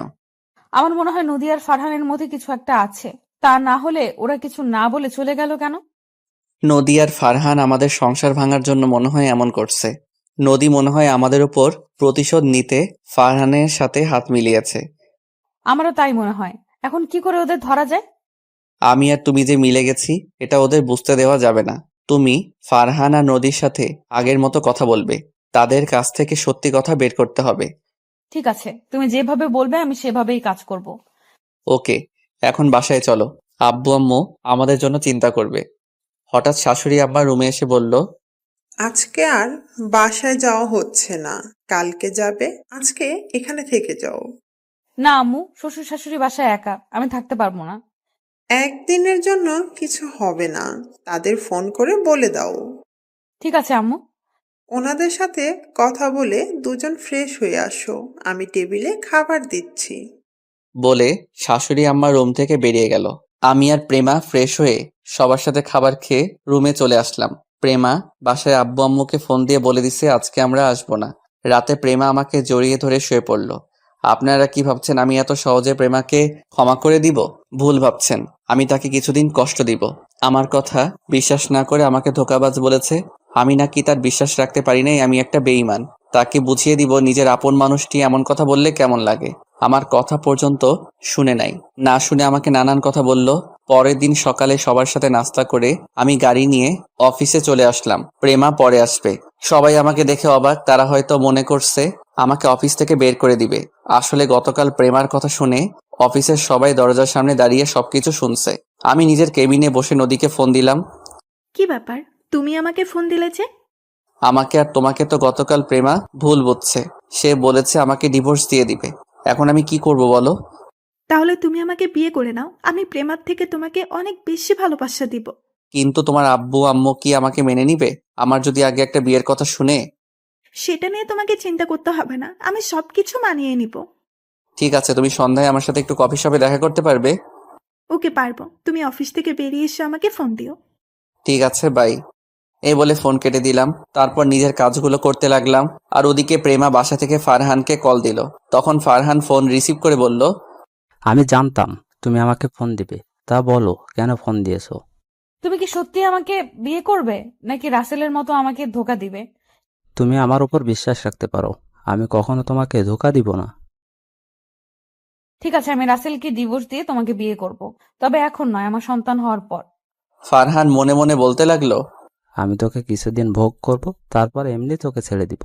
আমি তো নদীকে ভালোবাসি, তোদের সংসার ভাঙার জন্য এত কিছু করেছি, তো সাহস কি করে হলো আমার ভালোবাসা নদীর গায়ে হাত তোলার? তখন ফারহান বলল, ঠিক আছে, তুমি যা বলবে তাই হবে।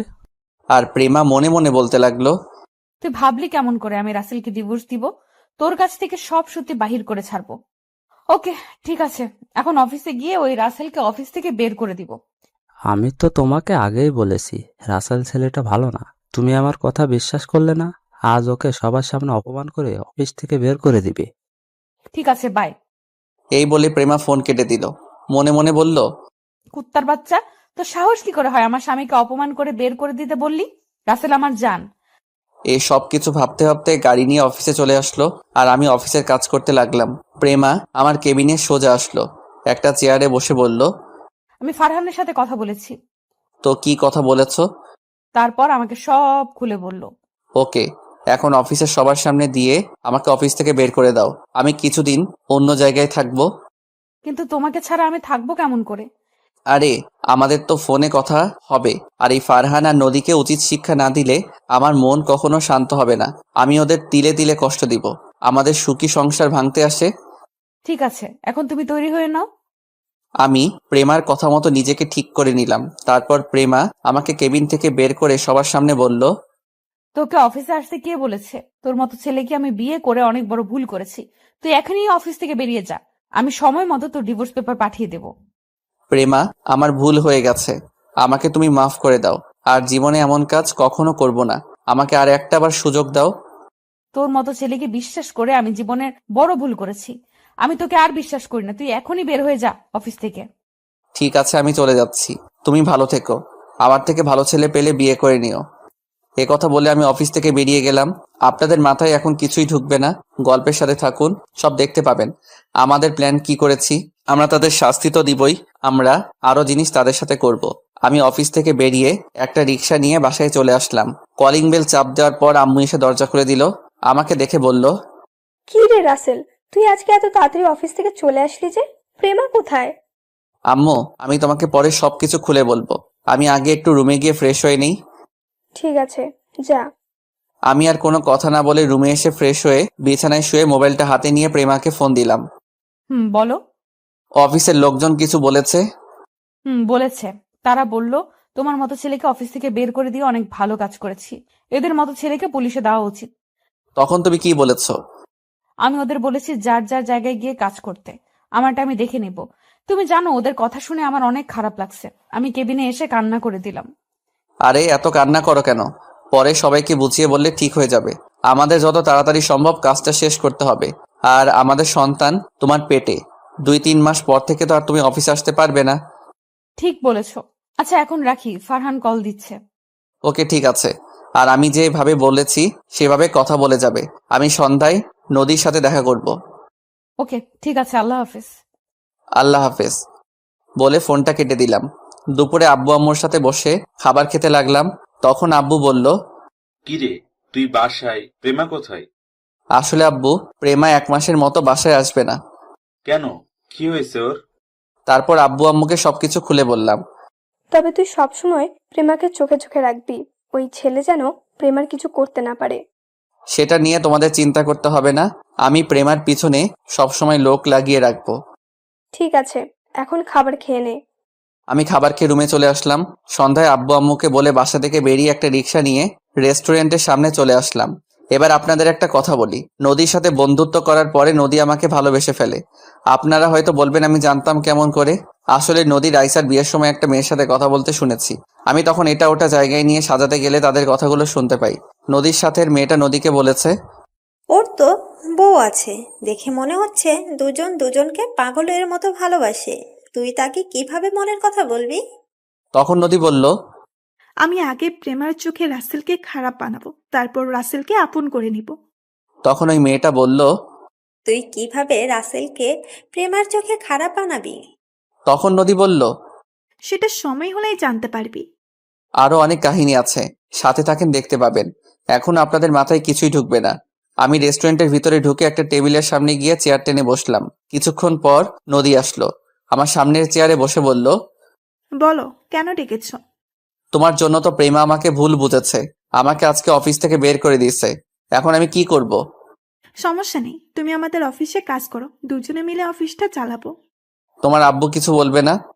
আমার উপরে আব্বু কখনো কথা বলে না। আজকে তোমাকে আমি একটা সত্যি কথা বলি। আসলে আমি তোমাকে অনেক আগে থেকেই ভালোবাসি, কিন্তু প্রেমার কারণে বলতে পারি না। প্রেমা সারাক্ষণ আমাকে প্যারার উপরে রাখে। কি, তুমি সত্যি বলছো? আমি সত্যি বলছি। তুমি জানো, আমিও তোমাকে অনেক আগে থেকে ভালোবাসি, কিন্তু প্রেমার জন্য বলতে পারি নাই। আসলে প্রেমাকে আমার একটু ভালো লাগে না। ওর থেকে মুক্তি পেয়ে অনেক ভালো লাগছে। প্রেমার আগে যদি তোমাকে দেখতাম তাহলে তোমাকে বিয়ে করতাম। তাহলে আমার কাজটা করা ঠিক হয়েছে? মানে, কি কাজ? আরে তোমাকে জড়িয়ে ধরা, তা না হলে তো প্রেমা তোমাকে ছেড়ে দিত না। একদম ঠিক কাজ করেছো। এখন আমি তোমাকে বিয়ে করে নিব। ঠিক আছে, আমি আব্বু আম্মুর সাথে কথা বলবো। এখন বলো না, আগে তোমার অফিসে কাজ করি 1 মাসের মতো, তোমার বাবার মন জয় করি, তাহলে তোমার আব্বু বিয়েতে রাজি হবে। ঠিক বলছো, তুমি কালকে আমাদের অফিসে চলে এসো। আচ্ছা ঠিক আছে। তারপর আরো কিছুক্ষণ কথা বলে রেস্টুরেন্ট থেকে বেরিয়ে নদীকে বিদায় দিয়ে আমার এক বড় ভাইয়ের কাছে গেলাম। তিনি সবসময় ভালো কাজ করে। আরে রাসেল, তুমি হঠাৎ আমার এখানে? ভাইয়া, আমার কয়েকজন লোক লাগবে আমার স্ত্রীকে চোখে চোখে রাখার জন্য। কেন, তোমার পেছনে কেউ লাগছে? আমাকে শুধু একবার বলো, একবারে উচিত শিক্ষা দিয়ে দেবো। আসলে ভাইয়া তেমন কিছু না। তারপর ভাইয়াকে সবকিছু খুলে বললাম। সমস্যা নেই, আমার লোক সবসময় তোমার বউয়ের পিছনে পিছনে থাকবে। ভাইয়া তোমাকে কত দিতে হবে? একটা থাপ্পড় দিব। তুই ভাবলি কি করে আমি তোর কাছে টাকা নিব? তুই না থাকলে আমি এতক্ষণ ওপরে থাকতাম। ঠিক আছে ভাইয়া, আমি ঠিকানা দিয়ে যাচ্ছি, সকালে বলবেন এই বাসার সামনে চলে যেতে। আমার বউ লোক দেখে চিনে ফেলবে, কিন্তু ফারহান যেন বুঝতে না পারে। সমস্যা নেই, তুই এখন বাসায় চলে যা, সকালে আমার লোক তোর বউয়ের বাসার সামনে চলে যাবে। ধন্যবাদ ভাইয়া, আমি এখন আসি। এই বলে ভাইয়ার ওখান থেকে চলে আসলাম। আসলে আমি একদিন অফিস থেকে আসার সময় রাস্তায় দেখি ভাইয়াকে কিছু ছেলে মারতে আসছে, তখন আমি ওখানে ছুটে গেলাম। আমি ওদের সবাইকে মারতে লাগলাম। ছেলেগুলো মার খেয়ে দৌড় দিয়ে পালালো। সেই থেকে ভাইয়ার সাথে পরিচয়। রাতে সবার সাথে খাবার খেয়ে রুমে এসে বিছানায় শুয়ে মোবাইল হাতে নিয়ে দেখি প্রেমা অনেকগুলো ফোন দিচ্ছে, তাই ফোন ব্যাক করলাম। বলো, এত ফোন দিছো কেন? তুমি এতক্ষণ কোথায় ছিলে? আমি কতগুলো ফোন দিছি। আসলে আমি খাবার খাচ্ছিলাম, মোবাইল রুমে ছিল। ও, তা এখন কি করো? এই তো রুমে এসে বিছানায় শুয়ে তোমার সাথে কথা বলছি। তুমি কি করো? খাবার খেয়ে রুমে এসে তোমাকে ফোন দিচ্ছি, কিন্তু তুমি ফোন রিসিভ করো নাই। আমার একা একা ঘুমাতে ভালো লাগছে না, তুমি একটু আসবে? এখন তোমার বাসায় গেলে তোমার আব্বু আম্মু কি বলবে? আরে আব্বু আম্মু তো ঘুমিয়ে গেছে মনে হয়। তুমি প্লিজ আসো, তোমাকে ছাড়া আমার ঘুম আসছে না। ঠিক আছে, আসছি বলে ফোন কেটে দিলাম। আমি বিছানা থেকে নেমে একটা জামা গায়ে দিয়ে বাইকটা নিয়ে শ্বশুর বাড়িতে চলে আসলাম। দারোয়ান আমাকে দেখে বলল, আরে রাসেল বাবা, তুমি এত রাতে আসলে যে? আসলে চাচা, প্রেমার সাথে দেখা করতে এসেছি, ওকে না দেখে থাকতে পারি না। ঠিক আছে, যাও। তবে চাচা, শ্বশুর শাশুড়ি যেন এটা কখনো জানতে না পারে। সমস্যা নেই, কেউ জানবে না। ধন্যবাদ চাচা, আর এই 1000 টাকা রাখুন। লাগবে না বাবা, এমনি তুমি আমাকে অনেক টাকা দিয়েছো। আরে রাখুন চাচা, মনে করেন আপনার ছেলে দিয়েছে। চাচা টাকাটা রাখলো। তারপর আমি দরজার সামনে এসে প্রেমাকে ফোন দিয়ে বললাম দরজা খোলার জন্য। কিছুক্ষণ পর প্রেমা এসে দরজা খুলে দিল। আমার হাত ধরে ভিতরে ঢুকিয়ে দরজা লাগিয়ে রুমে নিয়ে আসলো। তারপর এমন কিছু করবে সেটা আমি কখনো ভাবিনি। প্রেমা আমাকে রুমে ঢুকিয়ে জড়িয়ে ধরে ঠোঁটের সাথে ঠোঁট লাগিয়ে দিল। দুজন দুজনকে জড়িয়ে ধরে কিস করতে লাগলাম। প্রায় 5 মিনিট পর ছেড়ে দিলাম। তোমাকে ছাড়া ঘুম আসছে না, এখন আমাকে জড়িয়ে ধরে শুয়ে পড়ো। আরে, তোমার আব্বু আম্মু আমাকে দেখলে কি বলবে? সমস্যা নেই, আমি তোমাকে সকাল ভোরে ঘুম থেকে জাগিয়ে দেব। ঠিক আছে, এখন বলো, ফারহানের সাথে আর কথা হয়েছে? হয়েছে। আমি অফিস থেকে ওকে ফোন দিয়ে বলেছি তোমাকে অফিস থেকে বের করে দিছি, কয়েকদিন পর ডিভোর্স পেপার পাঠিয়ে দিব। তখন ফারহান কি বলল? সে বলেছে আমি অনেক ভালো করেছি তোমাকে বের করে দিয়ে, এখন আমাকে বিয়ে করে নতুন করে সংসার শুরু করবে। ওকে ভালো করে বিয়ে করাবো। ওকে উচিত শিক্ষা না দেওয়া পর্যন্ত আমার মন শান্তি হবে না। নদীর সাথে তোমার কি কথা হয়েছে? হুম, তারপর সবকিছু খুলে বললাম। তাহলে তো ভালোই, তুমি যদি গতকাল রাতে আমাকে ওই কথাগুলো না বলতে, তাহলে আমি এসব ব্যাপার জানতাম না। ফারহান ছেলেটাকে অনেক ভালো মনে করছি। হুম, আর তোমাকে কালকে থেকে কিছু লোক ফলো করবে তোমার নিরাপত্তার জন্য। ফারহান যাতে কিছুই বুঝতে না পারে, ওকে তোমার শরীরে টাচ করতে দিবে না কখনো। আমি ভুলেও ওকে আমার হাত ধরতে দিব না, আমি বলবো যে যা হবে বিয়ের পর। ঠিক আছে, এখন ঘুমিয়ে পড়ো। তারপর প্রেমা আমাকে জড়িয়ে ধরে শুয়ে পড়ল। দেখতে দেখতে 10টা দিন চলে গেল। এখন আমি নদীদের অফিসে কাজ করি। নদীর আব্বু আমার কাজ দেখে অনেক খুশি হয়েছে আর আমার বিয়ের কথা জেনে গেছে। আমি বলছি আরো কিছুদিন পরে ডিভোর্স দিয়ে দিব প্রেমাকে। তিনি মেয়ের সুখের কথা ভেবে রাজি হয়ে গেল। নদী আমাকে জড়িয়ে ধরতে আসলে আমি তাকে বলি বিয়ের পর সবকিছু করতে, তাই নদী আর জোর করে না। আর ওদিকে প্রেমা ফারহানের সাথে আমার কথা মতো কাজ করে যাচ্ছে। লোকগুলো সবসময় প্রেমার আশেপাশে থাকে। প্রেমার সাথে প্রতিদিন রাতে ফোনে কথা হয়। দেখতে দেখতে আরো 1টা মাস চলে গেছে। আমাদের কাজ সব হাতের মুঠোয় নিয়ে আসছি। সবকিছু কিছুক্ষণ পর জানতে পারবেন। হঠাৎ নদী আমার কেবিনে আসলো, একটা চেয়ারে বসে বলল, আমার জানটা কি করে? দেখতেই তো পারছো কাজ করছি। তুমি আমার সাথে এভাবে কথা বলছো কেন? আমি আবার কিভাবে কথা বললাম? তুমি তো দেখতেই পারছো কাজ করছি। ঠিক আছে, তুমি কাজ করো, আমি আমার কেবিনে গেলাম। আরে রাগ করছো কেন? আমি একটা জায়গায় মিলাতে পারছি না, তাই মাথা গরম ছিল। এখন মিলাতে পারছি, প্লিজ তুমি রাগ করো না। তুমি রাগ করলে পেতনির মতো লাগে। নদী আমার কথা শুনে বলল, কি, আমাকে পেতনির মতো লাগে? আজকে তোমাকে মেরেই ফেলবো। সরি সরি, আর বলবো না। এখন এখানে তোমার একটা সাইন করে দাও। দাও, দিচ্ছি। ফাইলটা একটু দেখে সাইন করো। দেখা লাগবে না। আমি মনে মনে বললাম, নদী তুমি জীবনের ভুলটা আজকে করলে, ফাইলটা একটু দেখলে না? নদী সাইন করে কিছুক্ষণ আমার সাথে দুষ্টামি করে নিজের কেবিনে চলে গেল। আর ওদিকে প্রেমা আর ফারহান রেস্টুরেন্টে বসে কথা বলছে। চলুন দেখি তারা কি কথা বলছে। প্রেমা, চলো আমরা দুজনে বিয়ে করে ফেলি। আমি তোমাকে ছাড়া থাকতে পারছি না। ঠিক আছে, কালকে কাজে অফিসে বিয়েটা সেরে নিব। তবে বাচ্চা হওয়ার আগে আমাদের মাঝে কিছুই হবে না। ঠিক আছে, তুমি যা বলবে তাই হবে। ফারহান মনে মনে বলতে লাগলো, আগে বিয়েটা হয়ে যাক, তারপর তোমাকে জোর করে ভোগ করব। ওকে, আজকে আমি বাসায় যাই, কালকে কাজে অফিসে চলে আসবে, বিকেল 5টায় আসবে, আমি তোমার জন্য অপেক্ষা করব। আচ্ছা ঠিক আছে। প্রেমা রেস্টুরেন্ট থেকে বেরিয়ে গাড়ি নিয়ে সোজা বাসায় চলে আসলো। রাতে প্রেমা আমাকে ফোন দিল। কেমন আছো, কি করো? আমি ভালো থাকি কি করে তোমাকে ছাড়া? আর 2-3টা দিন ধৈর্য ধরো, তারপর আবার আগের মতো থাকতে পারবে। আজকে আমি ফারহানকে বিয়ের কথা বলার আগে ফারহান নিজেই বলল আমি তাকে কালকে কাজে অফিসে আসতে বলেছি। ওকে, সমস্যা নেই, আমি কাজীর সাথে কথা বলে সবকিছু ঠিক রাখতে বলছি। ঠিক আছে, এখন বলো ওদের কি খবর? আজকে আমার কাজ শেষ হয়েছে, নদীর থেকে সাইন নিয়ে নিছি। এখন শুধু তোমারটার অপেক্ষা, ওটা হাতে আসলে আমাদের কাজ শুরু হয়ে যাবে। আমার না ভয় হচ্ছে যদি উল্টাপাল্টা কিছু হয়ে যায়। আরে কিছুই হবে না, আমি আছি তো তোমার পাশে। আচ্ছা, কালকে কথা বলবো, ফারহান ফোন দিচ্ছে। ঠিক আছে ভাই। এই বলে আমি ফোন কেটে দিলাম। আর ওইদিকে প্রেমা ফারহানের ফোন রিসিভ করার পর ফারহান বলল, কি ব্যাপার, তুমি কার সাথে কথা বলছিলে? আরে আমার অফিসের ম্যানেজার আঙ্কেল ফোন দিছে, অফিসের কাজের ব্যাপারে কথা বলছি। ও, তাই এখন কি করো? খাওয়া দাওয়া করেছো? খাওয়া দাওয়া হয়েছে, আর এখন তোমার সাথে কথা বলছি। তোমার খাওয়া দাওয়া হয়েছে? হয়েছে। তারপর তারা আরো কিছুক্ষণ কথা বলে ফোন কেটে দিল। প্রেমা ঘুমিয়ে পড়ল। আসুন আপনাদের সাথে কিছু কথা বলি। প্রেমাকে আমি প্রথমে কষ্ট দিব মনে করছি, কিন্তু পরে ফারহান আর নদীর পরিবারের ব্যাপারে কিছু কথা বলার পর প্রেমা রাজি হয়ে যায়। আর আমি কাজটা একা করতে পারবো না, তাই প্রেমার সাথে শেয়ার করি। প্রেমা আমার কথায় রাজি হয়ে যায়। রাজি হওয়ার কারণে তাকে কষ্ট দেইনি। পরে আমরা একটা প্ল্যান করি। কি প্ল্যান করছি তা 2 দিন পর জানতে পারবেন। ফারহান আর নদীকে নকল একটা ডিভোর্স পেপার দেখালাম। তারা মনে করছে আমাদের মধ্যে ডিভোর্স হয়ে গেছে। এবার চলুন ফারহান আর নদীর মধ্যে কি হচ্ছে। কি ব্যাপার নদী, তুমি এখন আমার সাথে আগের মতো কথা বলো না কেন? তুমি আমাকে ভুলে যাও ফারহান, আমি রাসেলকে ভালোবেসে ফেলেছি। ওকে আমার মনের ভেতরে জায়গা দিয়ে দিচ্ছি। এটা তুমি কি বলছো? আমাদের আজ 1 বছরের রিলেশন, আর তুমি এখন কি বলছো? তোমার সাথে মিলে রাসেল আর প্রেমা সংসার ভাঙছি, আর এখন তুমি কি বলো?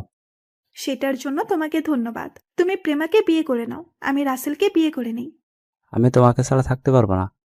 তুমি কেমন ছেলে আমার ভালো করেই জানা আছে। তুমি মেয়েদের ফাঁদে ফেলে তাদের জীবনটা নষ্ট করে নতুন আরেকটা ধরো। বাহ বাহ, তুমি আমার কথাই বললে? তুমি কেমন মেয়ে এটা আমি জানি না? তুমি শিয়াবের সাথে কি করছো আমি সবকিছু জানি।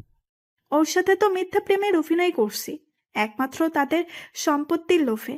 তাই ওর থেকে সবকিছু নিয়ে রাস্তায় নামিয়ে দিছি। ও, তার মানে আমার সাথেও এমন কিছু করতে, তাই না? কিন্তু আমার কিছুই তো তুমি নিতে পারবে না। ঠিকই ধরেছিস। এখন ফোন রাখ, তোর সাথে কথা বলতে আমার ভালো লাগে না। এই বলে নদী ফোন কেটে দিল।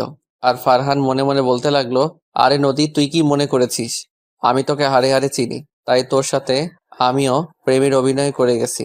এখন প্রেমাকে বিয়ে করে তাদের সব সম্পত্তি দখল করে নিব। তারপর প্রেমাকে ঘাট ধাক্কা দিয়ে বাসা থেকে বের করে দিব। পরের দিন বিকালে কাজী আমার কথা মতো সবকিছু ঠিক করে রেখেছে। প্রেমা আর ফারহান সাইন করলো, কিন্তু ফারহান সাইন করার আগে পেপারটা পড়ে দেখলো না। তারপর প্রেমা আর ফারহান কাজী অফিস থেকে বেরিয়ে যে যার বাসায় চলে আসলো।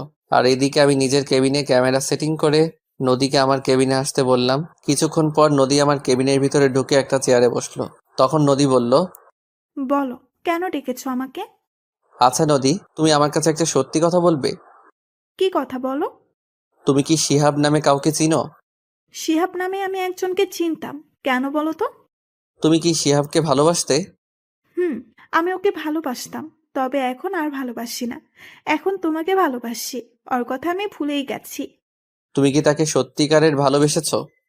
আসলে আমি তাকে সত্যিকারের ভালোবাসি নাই, তার সাথে প্রেমের অভিনয় করে তাদের সব সম্পত্তি দখল করে নিয়েছি।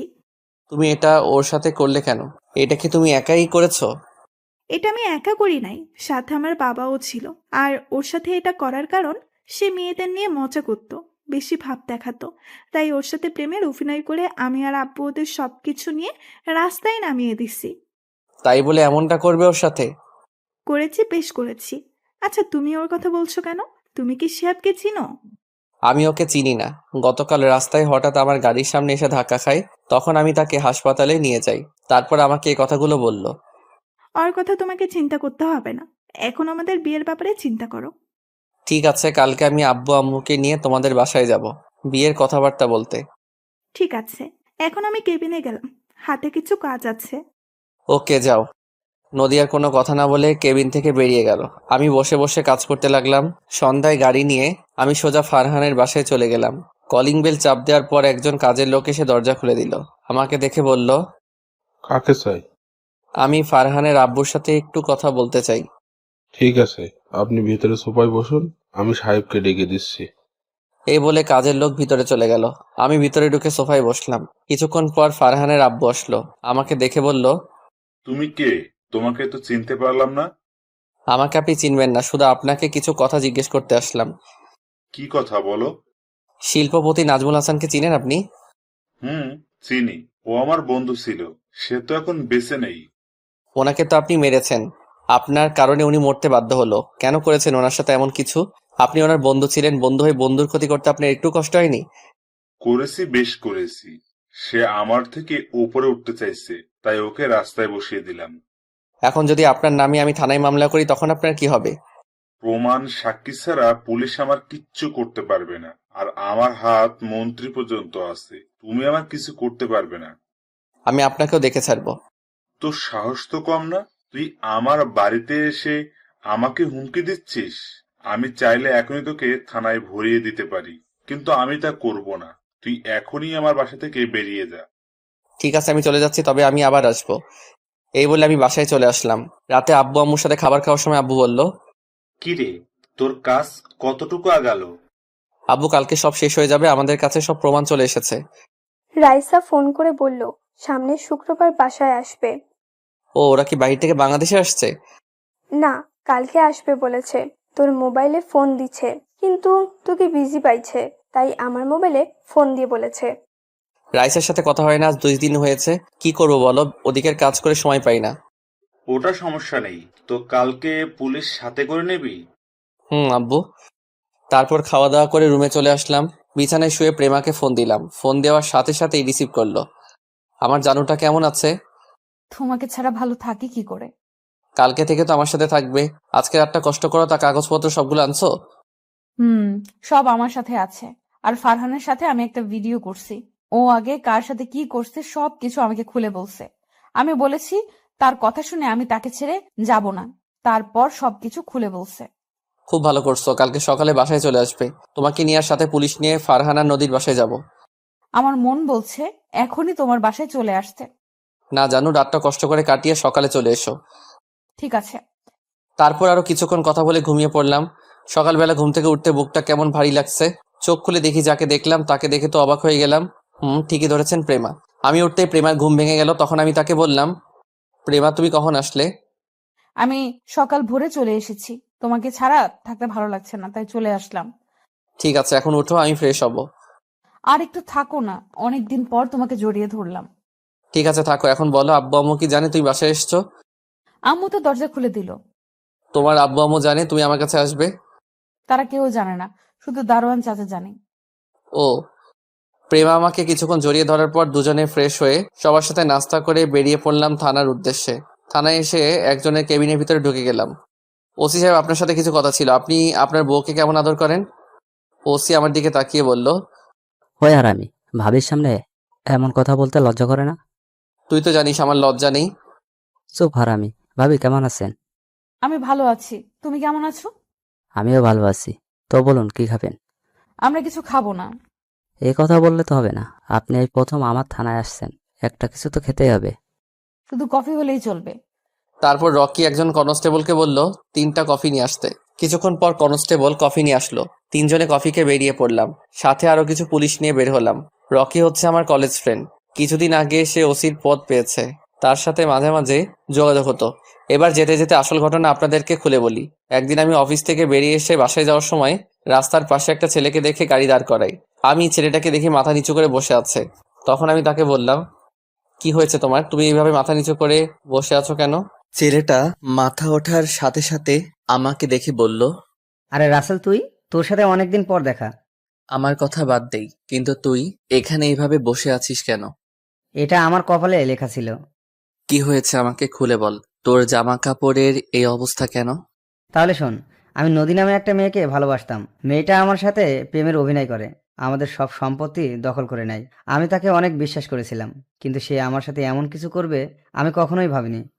এটা তোর পাপের ফল। তোর যে সময় সবকিছু ছিল তখন তুই মানুষের সাথে কেমন আচরণ করতি, সেজন্য আল্লাহ তোর সাথে এমন করেছে। এখন বল, তোর আব্বু আম্মু কোথায়? আমার বাবার বন্ধু জাহিদ খান আব্বুর অফিস নিজের নামে করে নেওয়ার পর আব্বু হার্ট অ্যাটাক করে মারা যায়। এরপর শেষ সম্বল ছিল আমাদের বাড়িটা। এটা নদী এবং তার বাবা মিলে আমার থেকে দখল করে নেয়, কারণ বাড়িটা আমার নামে ছিল।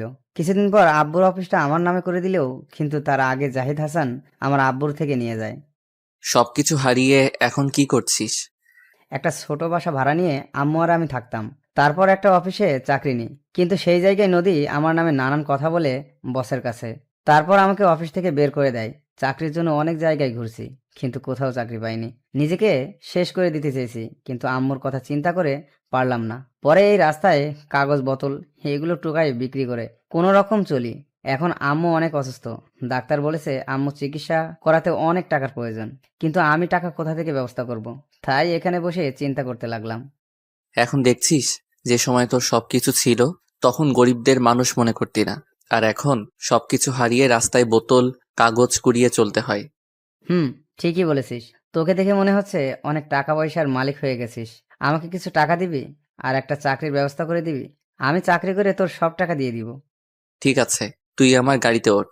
আগে তোর আম্মুকে হাসপাতালে নিয়ে যাই, তারপর তোর ব্যবস্থা করব। তারপর শিহাবকে গাড়িতে উঠিয়ে তার ভাড়া বাসায় চলে গেলাম। বাসায় এসে দেখি শিহাবের আম্মু কেমন করে শুয়ে আছে। আমার দেখে অনেক মায়া লাগলো। তারপর আমি আর শিহাব ওর আম্মুকে গাড়িতে উঠিয়ে হাসপাতালে ভর্তি করিয়ে দিলাম। ডাক্তারকে বলেছি ওনার চিকিৎসা করাতে যত টাকা লাগে আমি দিব। তারপর ডাক্তার শিহাবের আম্মুর চিকিৎসা শুরু করলো। শিহাব তার আম্মুর সাথে আছে। এখন তার আম্মু কিছুটা সুস্থ আছে। এই ছিল আসল ঘটনা। এবার বাস্তবে ফিরে আসি। আমি, প্রেমা আর রকি নদীদের বাসায় চলে আসলাম। নদী জানে আজকে তাকে দেখার জন্য আমার আব্বু আম্মু আসবে, কিন্তু সে তো জানে না আজকে ওকে আর ওর বাবাকে পুলিশের কাছে ধরিয়ে দিব। আমরা নদীদের বাসায় চলে আসলাম। কলিং বেল চাপ দেওয়ার পর কাজের বুয়া দরজা খুলে দিল। আমরা কাজের বুয়ার কোনো কথা না শুনে ভিতরে ঢুকে গেলাম। আমরা ভিতরে ঢুকে দেখি নদীর আব্বু সোফায় বসে আছে। আমাকে এবং আমার সাথে পুলিশ দেখে বলল, আরে রাসেল, তুমি? তা তোমার আব্বু আম্মু কোথায়? তোমার সাথে মেয়েটা এবং পুলিশ কেন? এরা আপনাকে এবং আপনার মেয়েকে ধরতে এসেছে। আমাদের অপরাধ কি?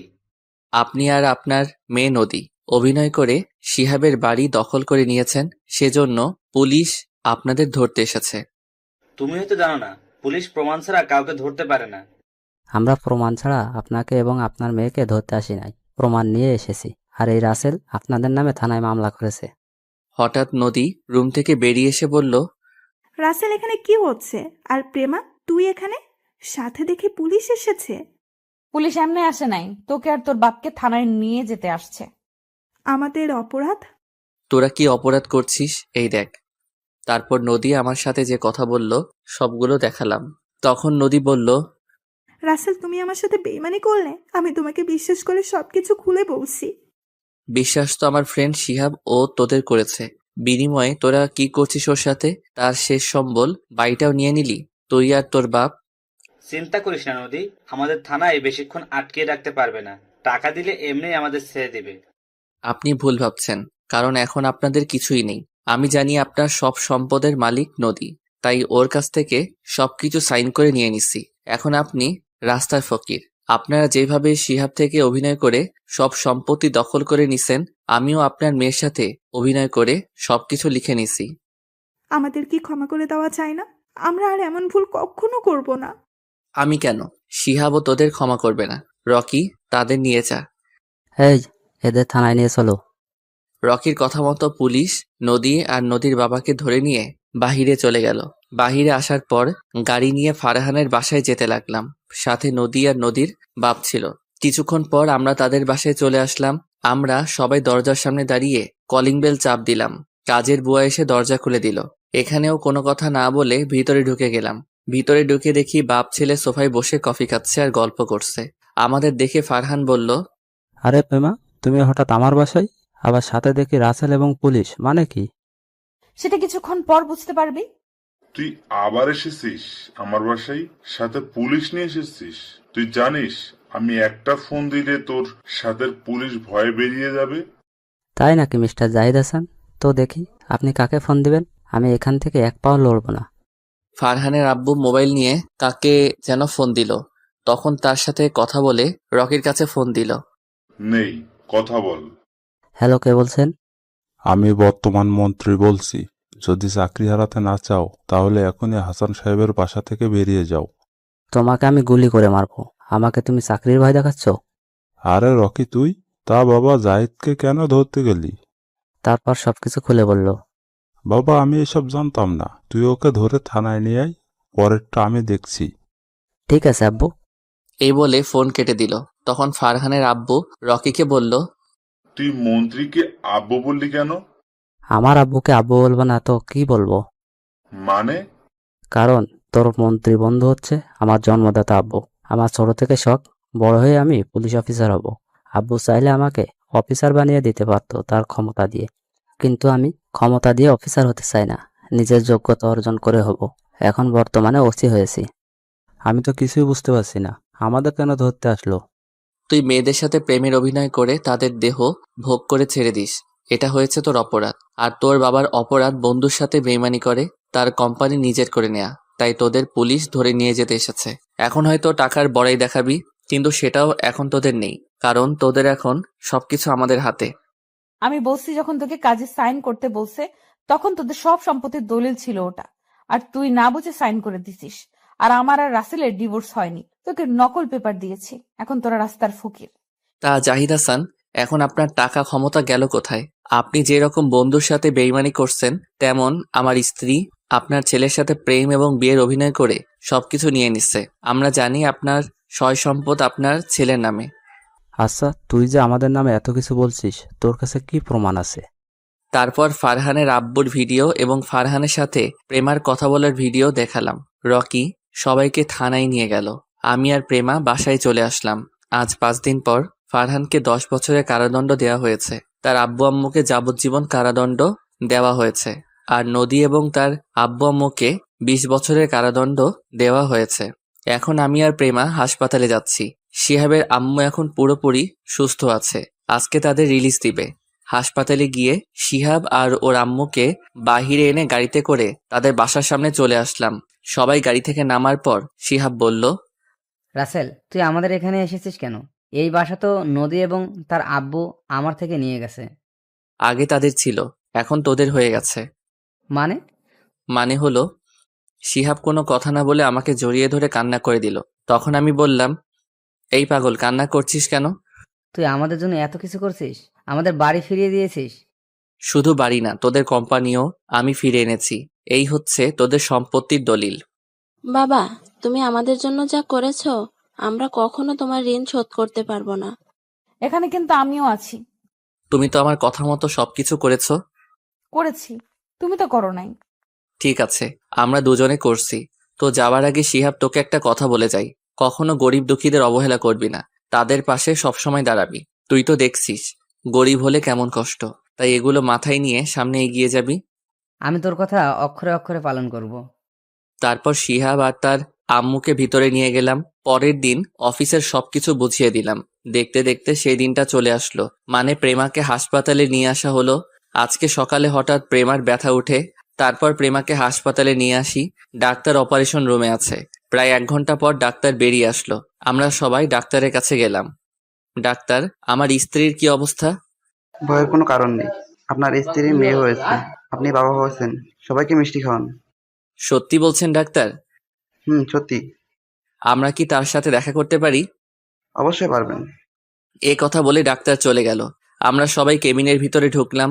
আব্বু আম্মু শ্বশুর শাশুড়ি আমার মেয়েকে কোলে নিয়ে আদর করতে আসে। সবাই বলছে মেয়েটা আমার মতো হয়েছে। আব্বু আম্মু শ্বশুর শাশুড়ি কিছুক্ষণ থেকে কেবিন থেকে বেরিয়ে গেল। আমি আমার মেয়েকে কোলে নিয়ে প্রেমার পাশে বসলাম। তখন প্রেমা বলল, মেয়ে হওয়াতে তুমি খুশি না? কে বলছে আমি খুশি না? আমি অনেক খুশি হয়েছি। কিন্তু আমি খুশি হতে পারি নাই। কেন? আমি ভেবেছি তোমার মতো একটা ছেলে হবে, কিন্তু হয়েছে মেয়ে। তো কি হয়েছে? মেয়ে হচ্ছে ঘরের লক্ষ্মী। তা ঠিক আছে, কিন্তু এখন তো আমার আদর কমে যাবে। তুমি এখন তোমার মেয়েকে সবসময় আদর করবে। কে বলছে আমার আদর সবসময় তুমি পাবে? তাহলে আমাকে এখন জড়িয়ে ধরো, জড়িয়ে ধরে একটা কিস করো। ঠিক আছে, করছি। আমি মেয়েটাকে রেখে প্রেমার ঠোঁটের সাথে ঠোঁট লাগিয়ে দিলাম, তারপর দুজন দুজনকে জড়িয়ে ধরলাম। দেখতে দেখতে আজ 5টা বছর কেটে গেল। আমি এখন অফিস দেখাশোনা করি, প্রেমা বাসায় আব্বু আম্মু এবং আমার মেয়ে তিথির খেয়াল রাখে। সবাইকে নিয়ে অনেক সুখেই আছি। শিহাব এর ফাঁকে বিয়ে করছে, তার একটা ছেলে আছে। রিয়া আর রাফির বিয়ে হয়ে গেছে। রিয়ার যমজ 2টা মেয়ে হয়েছে, আর রাইসার একটা ছেলের সন্তান হয়েছে। আমার বোন স্বামী এবং ছেলের সন্তান নিয়ে অনেক সুখে আছে। রাইসা কিছুদিন আগে আমাদের বাসা থেকে বেরিয়ে গেল। এবার আসি রকির কথায়। আমি, রাফি, শিহাব এবং রকি আমরা সবাই একসাথে পড়াশোনা করছি। রকি ছেলেটা অনেক ভালো। তার বাপ মন্ত্রী থাকার পরেও কোনো অহংকার নেই তার ভিতর। সে কেমন গল্পের ভিতরে দেখেছেন। রকি এখন একজন পুলিশ অফিসার। রকি চাইলে আরো ওপরের লেভেলে যেতে পারত, কিন্তু সে টাকা আর বাবার ক্ষমতা দিয়ে ওপরে উঠতে চায় না। কিছুদিন আগে রকির বিয়ে হয়েছে, আমরা সবাই তার বিয়েতে গেছি। তো যাই হোক, রাতে সবার সাথে খাবার খেয়ে রুমে আসলাম। কিছুক্ষণ পর প্রেমা রুমে এসে দরজা লাগিয়ে বিছানায় এসে আমাকে জড়িয়ে ধরলো। কি ব্যাপার, তিথি কোথায়? ওকে ওর দাদা দাদির কাছে রেখে এসেছি। ওর দাদা দাদির কাছে রেখে আসলে কেন? কারণ আজকে তুমি আমাকে অনেক আদর করবে। ওর জন্য তোমাকে একটু আদর করতে পারি না। আমি আরেকটা ছেলে চাই। ও মা, তাই নাকি? আরেকটা লালন পালন করতে পারবে? অবশ্যই পারবো। তুমি আমাকে তিথির একটা ভাই এনে দাও। আমাকে তো অনেক পরিশ্রম করতে হবে। করতে হলে করবে, এখন কথা না বলে আমাকে আদর করো। আমি তোমার মাঝে হারিয়ে যেতে চাই। তাহলে আর দেরি কিসের? আমি তাহলে শুরু করে দেই। এই বলে প্রেমাকে জড়িয়ে ধরে ঠোঁটের উপর আক্রমণ করা শুরু করলাম। তারপর প্রেমার পুরো শরীরে কিস করতে লাগলাম। আস্তে আস্তে হারিয়ে গেলাম অজানা ঠিকানায়। হয়েছে, অনেক দেখছেন, এবার আপনারা আসতে পারেন। সবাই আমাদের জন্য দোয়া করবেন। ধন্যবাদ সবাইকে। প্রতিদিন ভালোবাসার নতুন নতুন গল্প পেতে চ্যানেলটি সাবস্ক্রাইব করে পাশে থাকা বেল বাটনে ক্লিক করুন।